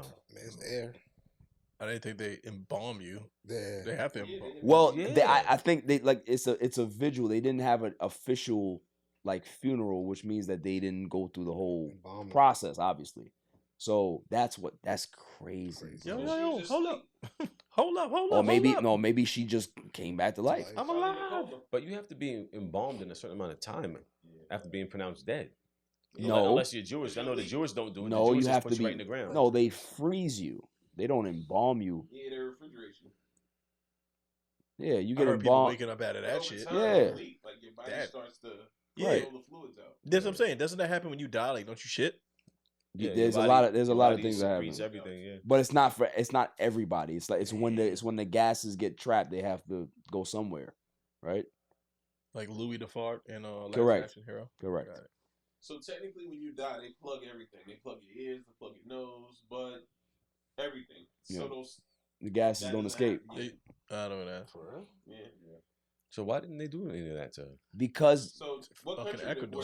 like I said, she was pronounced dead, and they took her from the hospital. So their particular, tradition is to have a vigil before the funeral. Okay. If they would have, after that, they would have took her to the funeral home, and then they would have did what they had to do. You understand what I'm saying? Damn, So well, she that's- woke up at the vigil, like, yo, I'm here. I'm here. Thanks for coming. Yo, here. Thanks for Hold- coming. I think I'm on your type of time today. Hold on a second. So I got a wild ass question, right? So what about the creepy ass morticians that be, hitting the bodies? Like, you gotta relax. So what you talking about? Like, so if you create in that a scenario, situation with her, you know what I'm you saying? creating a scenario. Well, she wakes up and she says, "Get off me." Like, what do you do? I mean, like, and this is old lady. She's 75. Like, I guess it's someone for everybody. That's crazy. Bro, even if you're dead. Listen, shouts to her for getting out of that coffin, though. All right, she took Undertaker to a whole new level. she took Undertaker to a whole new level. You know what I mean? Shouts to her. Getting out of that damn coffin. Get out of here. She should have sat up too. Like, listen, this one I'm gonna break, and I don't care. I don't care what people say. I'm breaking it anyway. All right. Demi Lovato says she's using she/her pronouns again because explaining the they/them pronouns to people was exhausting. Bro, like, it's a fad. It's So gonna be over this soon. is what I'm saying. If that's what it is, then it's not really that, right? So you just play it. You just play. You just play. It's a fad, bro. I think people do shit because they can. That's crazy, Like, dude. At the end of the day, But gets no backlash for this though. Nope. Bro, that community is so tight knit that when they're wrong, they're not going to they're not going to receive backlash. no They're press going to tour. hold each other down like because Republicans. they're fighting for like a whole conglomerate, bro. It's like Republicans. Yeah. See how they galvanize around Trump with all the bad people? You know how it is? Like, it's pretty much like, let's say, minorities. Uh-huh. Minorities don't fight for rights together. Like, Yes, you're that's black, true. you fight for black rights, you fight for Yes. Latino rights, whatever it is.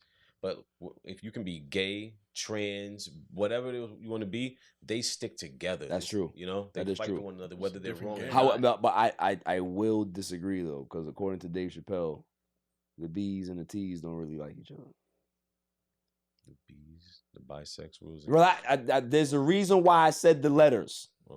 and the H's, right? What about the H's? The H's, they never get any they get no respect, bro. They get no respect. They get no Because they respect. didn't pick a side. Exactly. But they were born that way, so they don't have to. They don't have to. They don't have to. That's crazy. You see what I'm saying? Moving on, because we keep talking about this. We'll get flagged. We'll get flagged. Big time. Indiana mother sentenced to 1 year in prison after placing her twin babies in a milk crate during a bike ride.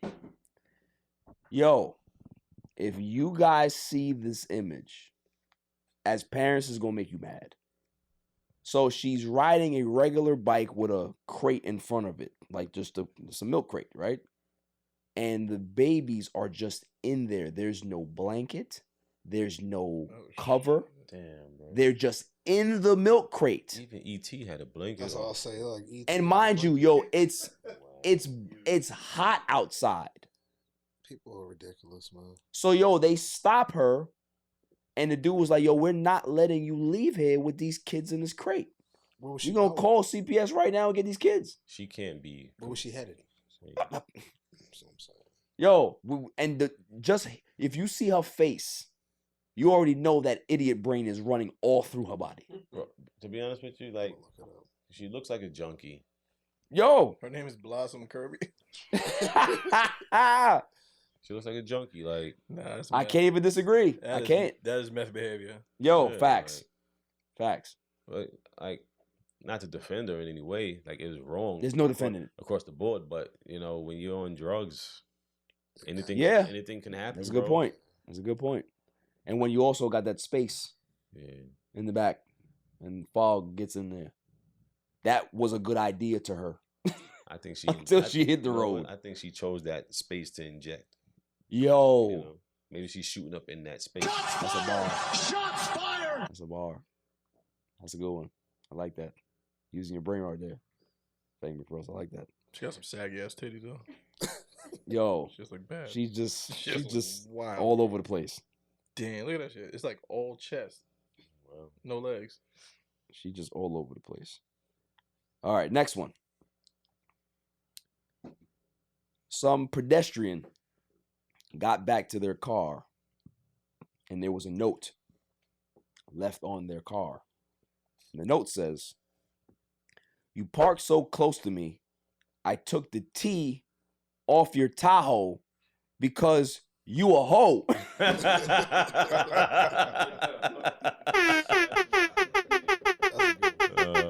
Yo, what type of anger you gotta be to really sit there and peel that T off somebody's car? I ain't gonna lie to you, man. Yeah. That had to be a woman. And then left the note there. That had to be a woman. Cause you was a hoe. Bars. That's some shit only a woman would do, bro. Yo, facts. That's definitely woman rage right there. That's definitely woman rage right there. Like a dude might just kick your door in or something. Yeah. Like that. Like, scratch your car door or something. Right. You know what I mean? Scraped it off. Yeah. But she chiseled that bitch off and left the note there in the crevice. And the sad shit is like the T's still there. Right. You know what I'm saying? Like the outline of The outline of the T is still there. All the glue and adhesive is still, It's still there. So it's like, that's foul. it's ridiculous. That's foul, man. That's foul. That's foul. Let's see. Which other one I got? Ah, yes. There we go. Woman accidentally super glues eyes shut after mistaking bottle of nail glue for eye drops. That happens. No, it should not happen. It's common. People fuck up with that You're shit. supposed to look at the label, bro. Is that I've never taken up anything and just did it for willy-nilly without looking. You have it, but some Eye drops and super glue do not look alike. Facts. But think about it. They do. Well, some of the bottles are the same, right? Is that fixable? Like, Yo, I don't know. I don't know, but I just know it's pretty dark for her right now. Yo, bars. Like real talk though. Like I was under the impression, like, because I saw the picture, she had those fucking feather eyelashes. She looked like she had So I thought she was putting glue for the eyelashes, because that's what all that shit is in there. Right. And maybe she was trying to go balls to the wall with it, and like, bitches ain't coming out. Period. She looked like you know what she looked like when I saw the picture? She looked like somebody was farting in her eye and she gave her a pink eye. Like you get that crust and the eye is red. That's that mean pink eye. How do you take off crazy glue? Huh? How do you take the glue off? That might have to be surgically removed. I don't know. I have no idea, because that's poison, bro, into your eyes. So salute to her, but you're an idiot. I'm gonna check for a GoFundMe. Let's see. I saw you, Chili. Oh, you talking about Rick Van Winkle over there? Look at the pose too, bro. I saw you, bro. Michael Jackson pose you got. All right. Last one for the day. Hold on. Was there another one? Nah, he be fading, bro. He be fading. You gotta watch him. You gotta watch him, Mel. He'll fade. Going to sleep. He'll fade. I'm tired.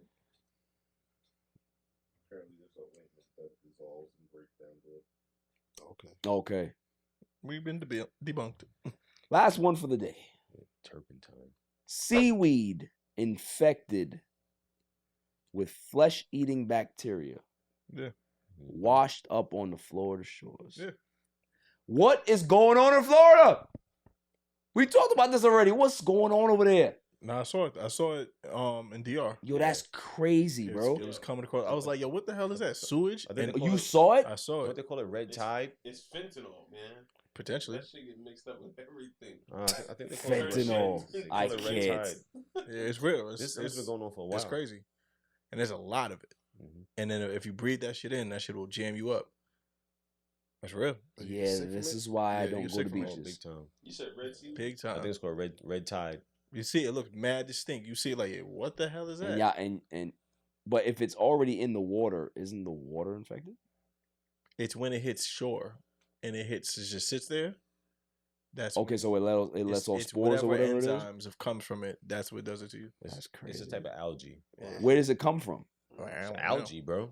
No, meaning like, is there like a section of the world that it comes from that it's like it's finding its way over here? I don't know. It's in the water. It's coming from over there. It was coming from mad places, and now it's washing up in Florida or Miami as well. That shit could whale sharks and all types of shit. Yeah. Dang. That's yeah. Yep. It's on both sides of the Wild Wild West we call Florida. That's crazy. Well, that is my irrelevant news of the week. You watch the they stink. Moving on. I almost didn't catch that. Saw that, right, Nicole? Saquon Barkley and the Giants. Phil, you're the Giants fan. How do you feel about them having conversations again after having the talk stall? Are you nervous? No, I think that they ultimately want to keep him on the team. I mean, he's basically the whole team now. Right. He is the team. But what's now let's talk football in regards to running backs, and we all know that running backs are very depreciated in the NFL. What is a reasonable contract that the Giants and Saquon Barkley can find a common ground here? Because I can't see the Giants committing $13 million a year to Saquon. I just can't see that. They better. They gave all that money to that quarterback. I don't think that's good.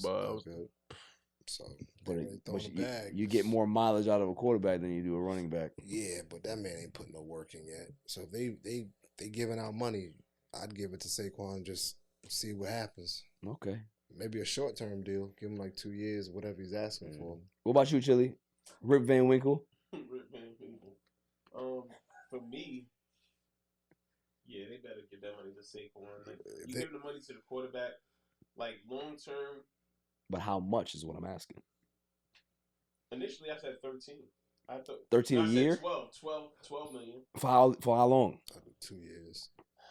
24 total. See, that's okay, right? How much? If you do 12 million a year for 2 years, $24 million, you can give them, anywhere between 18, 19 to $20 million guaranteed. Nah, 2 years though. I don't know. 2 years. 3 years. I think. I would say 3. That at least gets him to like technically the NFL prime. Like 3 over 28. Like 28 over 3. 28 over 3. So that's 28 over 3. It's a little over $9 million a year. They kind of gotta try to. But the guarantee got to be higher. So I would say. Okay, so 28 over 3, which means that you're going to push his guarantee to what, 21 million? Do 18 guaranteed. I'd give him I'd give him 21 million. That's $7 million guaranteed a year. Yeah. That's not bad. But he gets that up front. Yeah, I think that's the issue. I think that he wanted 10. They were trying to give him 10 for a tag. Well, the tag right now I think it's 10 or 11, it something 10. like that. It was like 10 yeah. close, 10-5 or something like that. Yeah, that he doesn't want to sign because obviously he wants the security. But if he gets 15 over, 15 a year, he's not getting that. I'm just saying, he's not getting that. If they're tagging him for 10, 5, or 11, there's no way they're going $4 million over that. There's a reason why they tagged him in the first place because they don't want to go to 15. Especially after giving Daniel Jones all that money. Yeah, but it's a quarterback. That's the market for a quarterback. The market for a running back has been destroyed Daniel because Jones ain't that good, bro. But what I'm saying is that Christian McCaffrey got paid big money. He couldn't live up to the contract because he got hurt. Right. You have Alvin Kamara. He's gotten hurt. You have every running back that has signed big contracts have gotten hurt. So why would the Giants say, hey, we don't care about none of those contracts. We're going to go ahead and give you a big bag. It's not going to happen. So that's why this is going to drag out maybe longer than it should. But the Giants, they love Saquon, but they don't want to commit big money to him because even him, he has injury concerns. He does. So how much is his actual value? It's somewhere between that $9 to $11 million range. Can't go anywhere over that, no matter how good he is, because his position is dependent on a lot of things. It is. And running backs don't win Super Bowls. Nah. No question, right? So NFL put up this like I don't know, it's like a little question, whatever, and they said you need 1 yard for a game-winning TD. It's my question to Mel, so I haven't asked you a question yet. Who's your pick?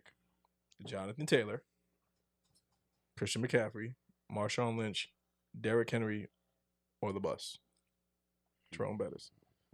1 yard, balls to the wall, champagne dances, and I know what I got. I mean, I think Henry. I'm gonna go with the old school, man. You going with the Bettis? What about everybody else? I mean, come on. I'm going Henry, bro. I'm going with Derrick Henry too. I think Henry. Jerome Bettis was too shifty for me. Like he was the bus, but he wasn't running through people. He would shift lateral. I would disagree. He was a lateral guy. I'm going Jerome Bettis because that man was playing running back at a time where the game was game was different. Linebackers was sitting, and he used to run through guys. Yes, he was a shifty big guy, but he also ran through people because that's how running backs ran. They ran over people. Derrick Henry he goes through you every time. Straight through you. He ran over you every time. I'm going. What about you, Phil? I'm going Jerome Bettis. I'm definitely going Bettis. I'll say Marshawn Lynch. I like that too. Marshawn Lynch. I mean, we could have saw that until Pete Carroll took it away, right? True. Damn. Yeah, Marshawn Lynch felt the way about that too. The whole team felt the way. That's why they broke up. The NFL felt the way. That decision broke up. The bookie felt the way about that shit. Yeah, he got cocky. Yeah. He wanted to beat you with a pass. Yeah. He was doing that. Interception. Game over. That's the most nastiest interception of all times, bro. Terrible. Yo, he talks about that all the time. Terrible. Yo, I wanted the ball, but it wasn't his call. Yeah. It wasn't his call. That's the coach's call. Stephon Diggs back with the Bills, back in camp. You know, I don't know if they're gonna be able to resolve this long term. I think with Diggs, Diggs is looking at this two ways. Mid-season trade. Yes, but he's looking at it like how good can Stephon? How good can Josh Allen be, right, in the big moments? Because I want to win. I've been putting up these stats. I need to win now, right?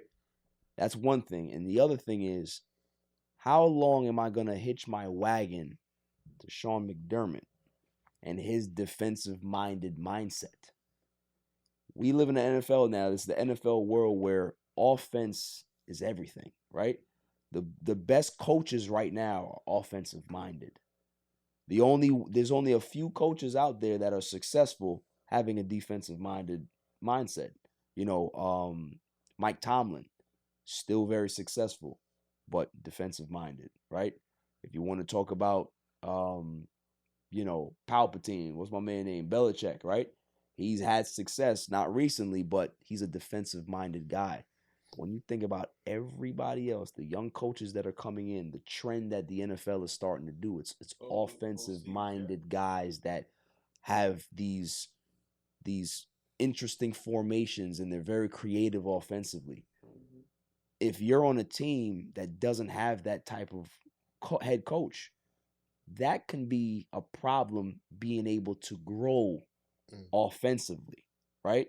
And I think Diggs is looking at it from those standpoints. Like, I don't know how much we can be able to get better. You know what I mean? So I can't really blame him for feeling the way he is. He may be looking to get out because he may see the potential of not getting any better.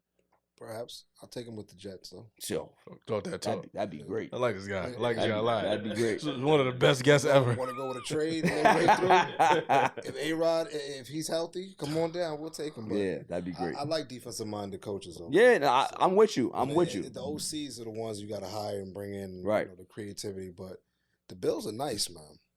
They are. I don't think the Bills are bad at all. I think him going back to camp is important. Yeah. They got to win. If they're going to win in a year, it's got to be this year. Right. This is If they don't win this year, then it's time to blow it up. It's going to be blown up. Because the Pats ain't gonna be bad for too much longer. Nope. I don't think the Pats are going to be bad next year. I don't think so. I think it's gonna be interesting this year, bro. Yeah. AFC is going to be interesting. Competitive. Because I can't sleep on Miami. Miami. Nah, you can't. They got weapons. I don't like Miami's head coach though, but yeah.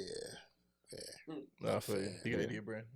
Oh, he definitely has an idiot brand. Not a fan. Not a fan. And But they just Tua, go. I don't is know. Tua gonna play? Cocaine, baby. Oh, Cocaine. well, they got the Tua helmet now, so he should be able to. He gonna be like Wayne Relax. Quebec. Sorry. Wayne Quebec. Sorry. He gonna be like Wayne Quebec. Wayne Quebec can't even spell his name, bro. Yeah, it's bad. Wayne Quebec was running the slots. It's different. Sound like Evander Holyfield out He there. can't speak. He can't hold a sentence together. He out there. Yeah, it's bad. Too many It's bad. shots. That's my man. Too many shots. God bless him. After the break, we're gonna talk some AB, and then the greatest segment on the planet, W of the Week. Dummy. Yeah. Welcome back, y'all. Antonio Brown. I don't know how many times I gotta talk about my man, but I think he's finally done it. He's finally done it. Antonio Brown he was the owner of the Albany Empire. Thank you. And failed to pay his bills. Well, the Arena League has decided to kick them out of the league. And mind you, the sad part is, before he owned the team, they were the champions. They were the champions of the league. Yo, what is wrong with this dude, bro? He did a press conference with his shirt off, talking about how he doesn't care about what these players think of him. I don't get it. Mel, give me something. CTE. He got CTE, man. It has to be. 100%. You can't behave that way. Is it like Chris Benoit, CTE? Or like, Nah. Not that bad. Nah, because Chris Benoit was still like... But if you look at the history of his play, like when he started getting them hits, I think he had like 2 or 3 shots he took. They always talk about the perfect hit that he got. That was bad. And after that, his behavior just started going down. Yeah. And They always talk about that perfect hit was the that, start that of it. was that hit was crazy. Yeah. Out. And I think that's what it is. I think 10, 15, 20 years down the line when it's all said It'll and come done, out. They're gonna open him up. They're gonna see that he definitely has CTE. Crazy. So I take it like, I know it's probably comical and it's sad, man. No, it is. It's like real sad. Like he can't control any people around him. Are enabling it. They ain't really helping him either. And I feel bad for the arena team too, because them kids, again, they trying to get the opportunity to play, and they were doing just fine, and he got involved. And Now it's a wrap. Over. But I think it's CTE. I don't think it's anything more than that. It has to be. It gotta be, because his behavior, bro, like it's just so off the rails, bro. It's not normal. It's manic. It's not exactly. That's the perfect word for it. Nah. No. Fentanyl make you want to go away. This is trying to do. nah. This turn you up. This is he's on another planet every time he speaks, bro. And he's not on anything. He's definitely zapped. So, that's my man. I try to defend him as much as I can, but I can't defend this. I just can't do it. Can't do it. Moving on to the greatest segment on the planet, Dummy of the Week. Dummy, yeah. Every week I go around the room and I ask who is the Dummy of the Week. Claude, do you have one, sir? Whoever created this comic book theory that Batman Alfred was a Joker the whole time. They always got some new nonsense out there. And they said that he did that because just to give Bruce something to do and have him have purpose. and everybody was an actor. All his villains, they were all actors. Who came up with this? I just saw it on Instagram. Yeah, we got to see who the creator of this is because they definitely have idiot brain in there. Dummy, yeah. Because that's just dumb. Fang, 2 drink minimum. Who you got? All right, first off, can I get homie again, bro? Just one You more are time. not getting Eric Adams. Leave him alone. Leave him alone. Just one more time. No. Come on, man. For old time's sake. Go ahead, man. All right.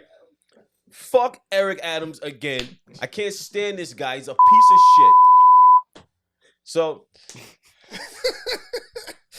So what they're saying is like one of the reasons why what's his name? The commissioner. Yeah, 𝐤𝐤𝐤𝐞. Is that his name? Yes. I know. Well, one of the reasons why she, resigned is because he was pretty much handicapped them because she was trying to get rid of some of these officers.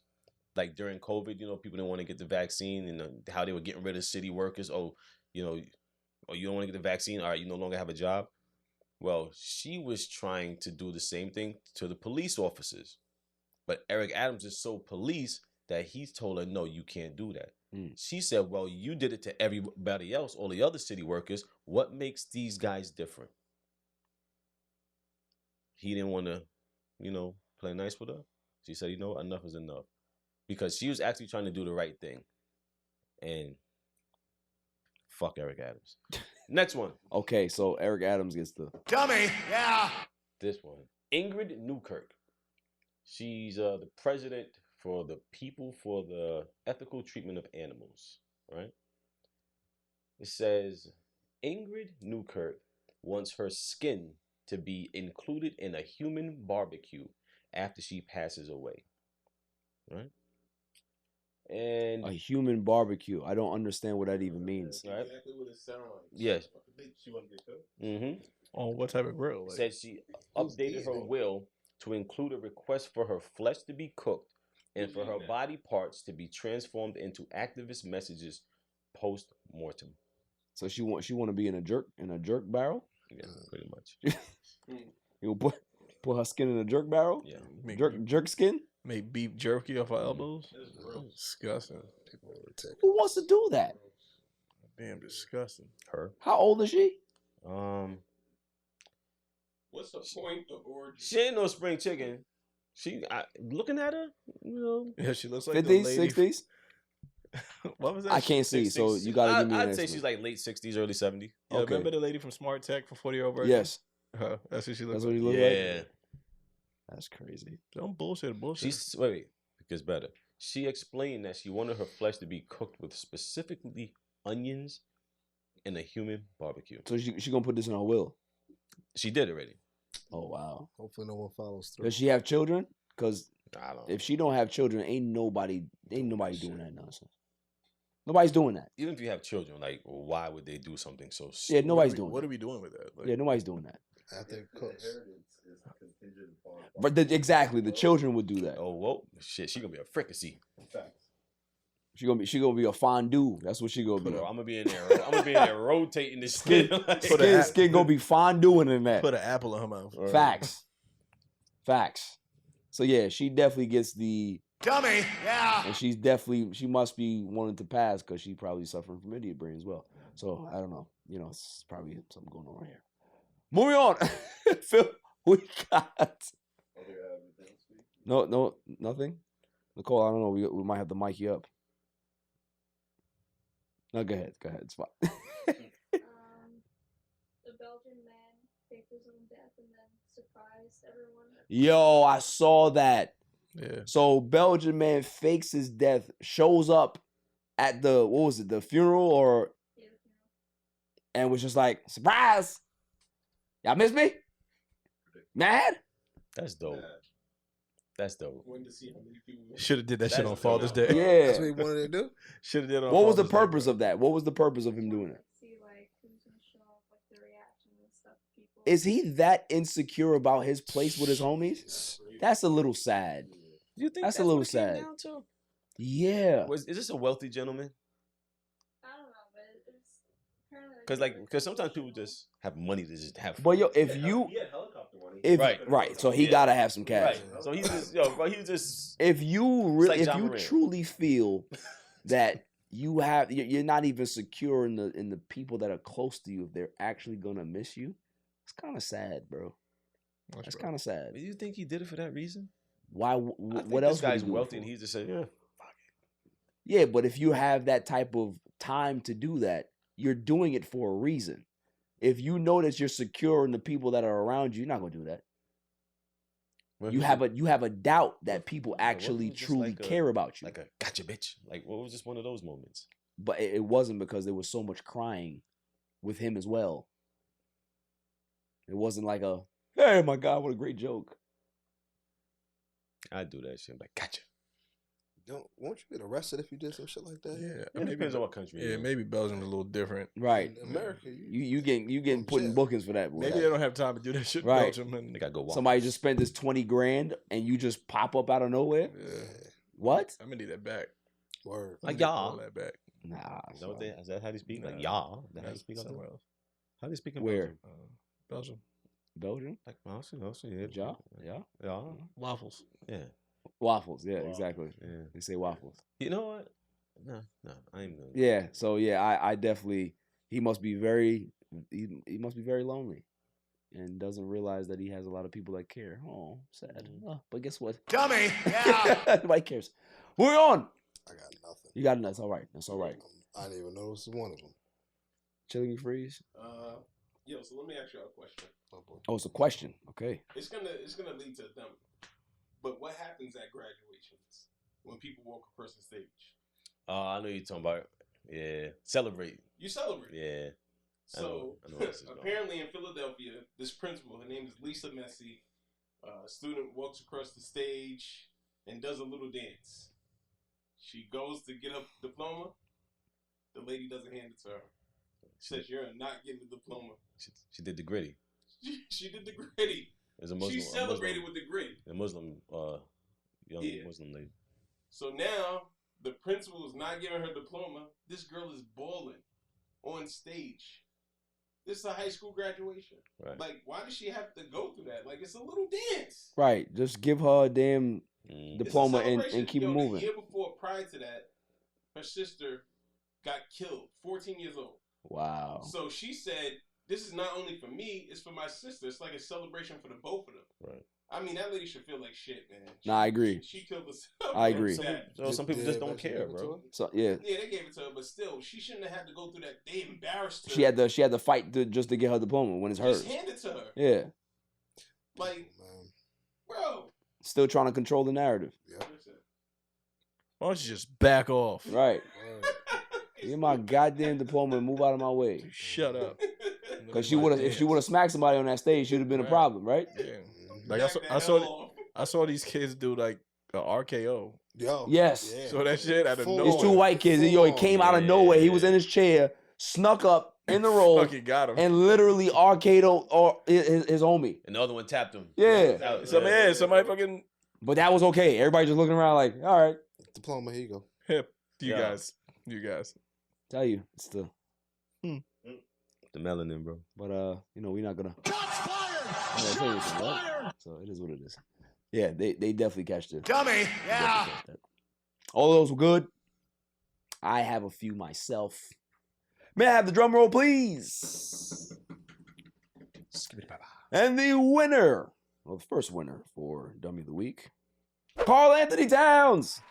Carl Anthony Towns gets my first. Dummy. Yeah. Carl Anthony Towns is, everybody knows that he's the center for the Minnesota Timberwolves, right? Pretty decent player. Minnesota Timberwolves were the 8th seed this year. They lost to the Denver Nuggets. Had an up and down season, but they made the playoffs, right? Carl Anthony Towns has always been considered one of the most unique talents in the league. He can shoot from the outside, score on the inside a little bit. He's one of the up and coming bigs in the league, right? He's not better than Jokic, not better than Embiid, but he's somewhere in that conversation. Well, can't tell him that. He said that he has changed the game for how centers are looked at. he is more revolutionary than 𝐥𝐤𝐤𝐞. Hello? Who? What have you done? What has he done to even say that? Change the game? Anybody got anything? Well, he also say that the Timberwolves making the playoffs was like I said, and ain't done. Ain't done. It gets worse, right? Yes. It gets worse. The man said, and thank you, Faye. The man said Minnesota's run was more impressive than the Denver Nuggets winning that bitch. Yeah, you wild. Yo, they made the 8th seed. It's not like they went from like last place to start the season and finish first. You finished in 8th place and lost to the champs. What are you talking about? I'm telling you, yo, that space is crazy. When you think that you make sense and then it blurts out of your mouth, what, how?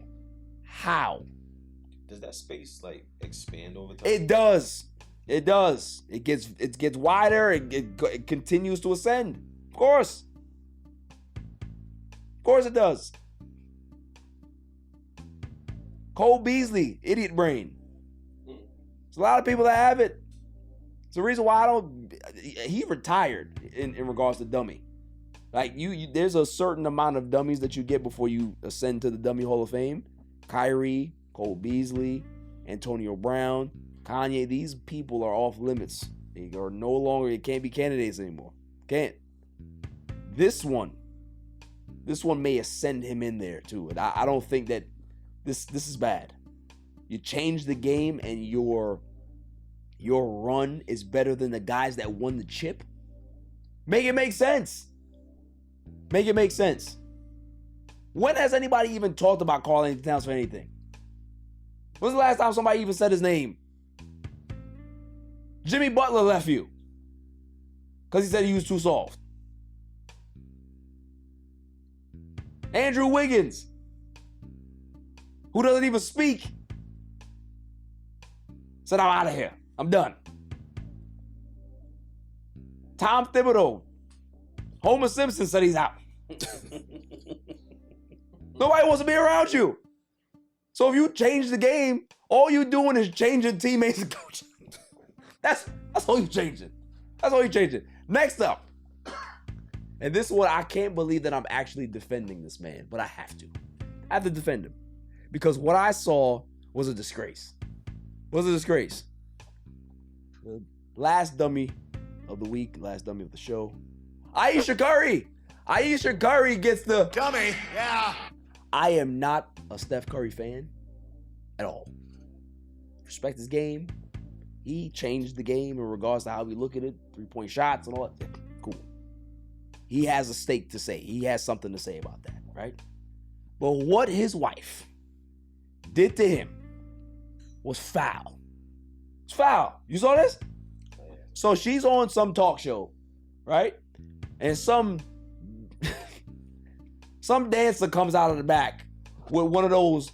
He got on one of those strip outfits. Chippendale. So yeah, Chippendale outfit. So he got the bow tie on with no shirt. Come out with like a cake in his hand or something, some crap like that, dancing. So she looks around and she starts to try to put her ring away. Yo, people are cooking her right now because I think she had came out like sometime and said that, you know, Steph don't do certain things or whatever it is. Like she be putting their business out on Front Street. I thought they were like swingers, weren't they? I don't know. But the fact that she let my man, like she out there putting Steph out there like that, I don't like that. I don't appreciate that, man. I don't appreciate that. Plus she's a terrible cook. Ayesha Jada Pinkett. Jada.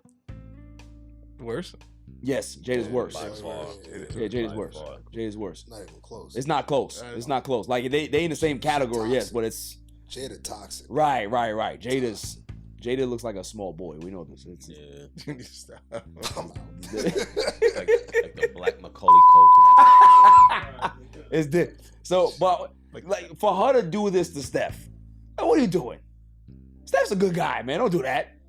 Don't do that to Steph. From what we see. Well, yes, from what we see, right? But it's foul. It's foul. What she needs to do, instead of trying to play her husband, right? She needs to go and figure out how to make rice and peas the right way. Because have you ever seen how she makes rice and peas, Jamaican rice and peas? It looks horrible. It looks horrible. I remember I saw one of her tutorials. I was like, this is an abomination. She makes them separate. This is an abomination and a disgrace. All right, for all Jamaicans that are looking at this, if you think that this is the proper way to do it, you are mistaken. Don't follow this. Don't do this. Okay? Don't do this at all. It's wrong. Wrong. So Ayesha Curry, I can't believe that you're gonna make me defend Steph Curry today, but I have to. I have to, because you're not gonna try to emasculate my man on TV. I don't like that. I don't like that. And Karl Anthony Towns, I don't know what type of idiot brain, what type of virus is spreading for you. It's bad.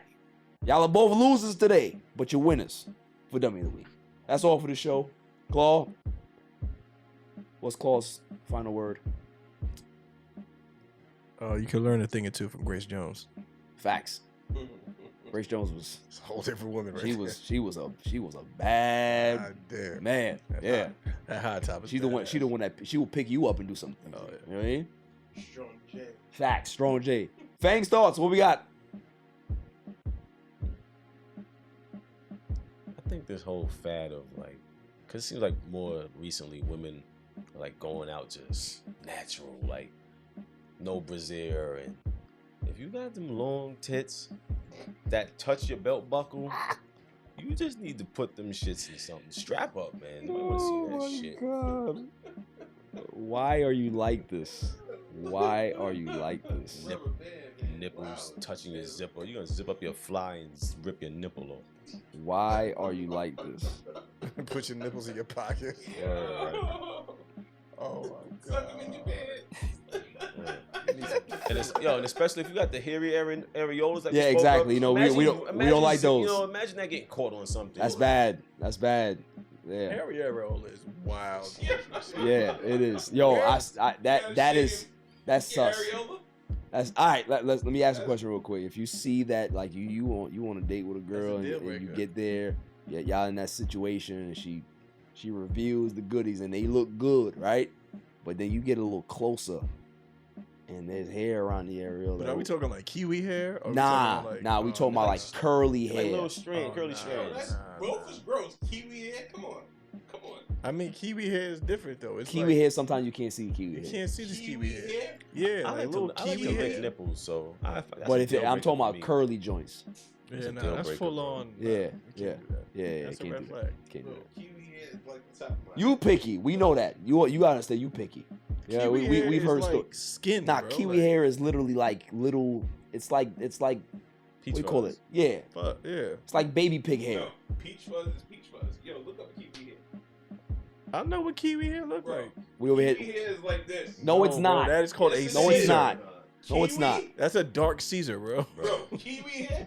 Dummy. Yeah, you gotta eat that one. Like, You gotta eat that one. Phil has kiwi. Nah, Phil clean. I ain't gonna. That's nectarine. That's nectarine. My boy good. He got plum over there. Pause.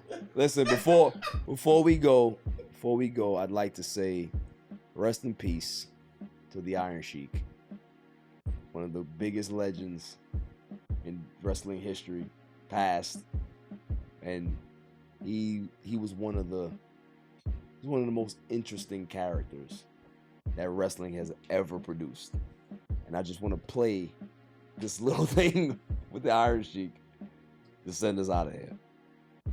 Silverdome, Pontiac, Michigan, over 93,000 fans. You teamed up with 𝐦𝐤𝐤𝐞 to take on the Killer Bees, and that's where your feud began with Hacksaw Jim Duggan when he interfered at the end of that match. What was it like to be in that massive crowd? You asked me excellent question.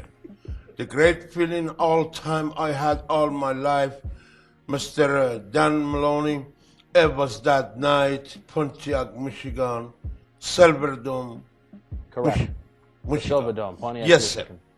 Sir. And that was a great honor, great feeling. to wrestling next to 93,000 people, no any musician, no any football player, no any sport event in your country sold out Madison Square Garden. Pontiac, Michigan, right. exam wrestler. It was a great feeling, Dan Maloney, try wrestling with Jim Brunzeller and that jabroni Brian Blair. Brian Blair, right. Brian Blair, you are another son of a no good, low life. So I want to let you know you are punk. You are punk, little worse than Michael Jackson. It was a great feeling. I have a lot of respect for them.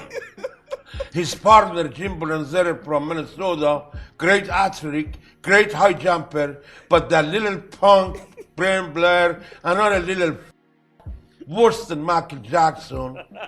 And I didn't like him. I didn't like his attitude. He was a punk. I can break his back. Break his back, make him humble, and then I didn't do it in the Pontiac, Michigan, because respect my sport and respect Mr. McMillan. You were a professional. A professional.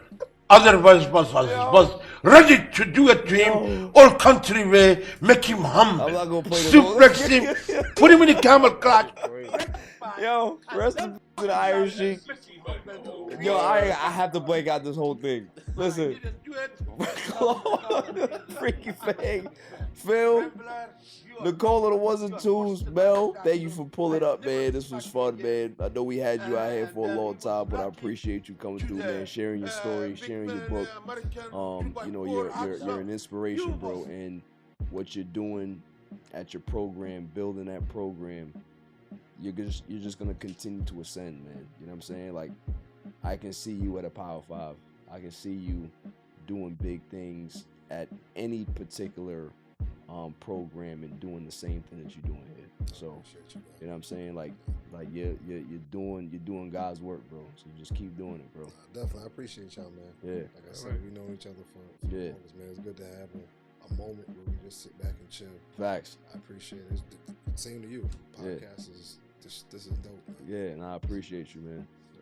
Chili, you survived another pod. You had some moments. You had some moments. I may have to have Nicole pod that. She might have to edit that up. Bro, I seen it. We seen it. We seen it. We seen it. I saw it, bro. But yo, until next week, stay safe, stay cool. Peace. My son is the champ, so get over it.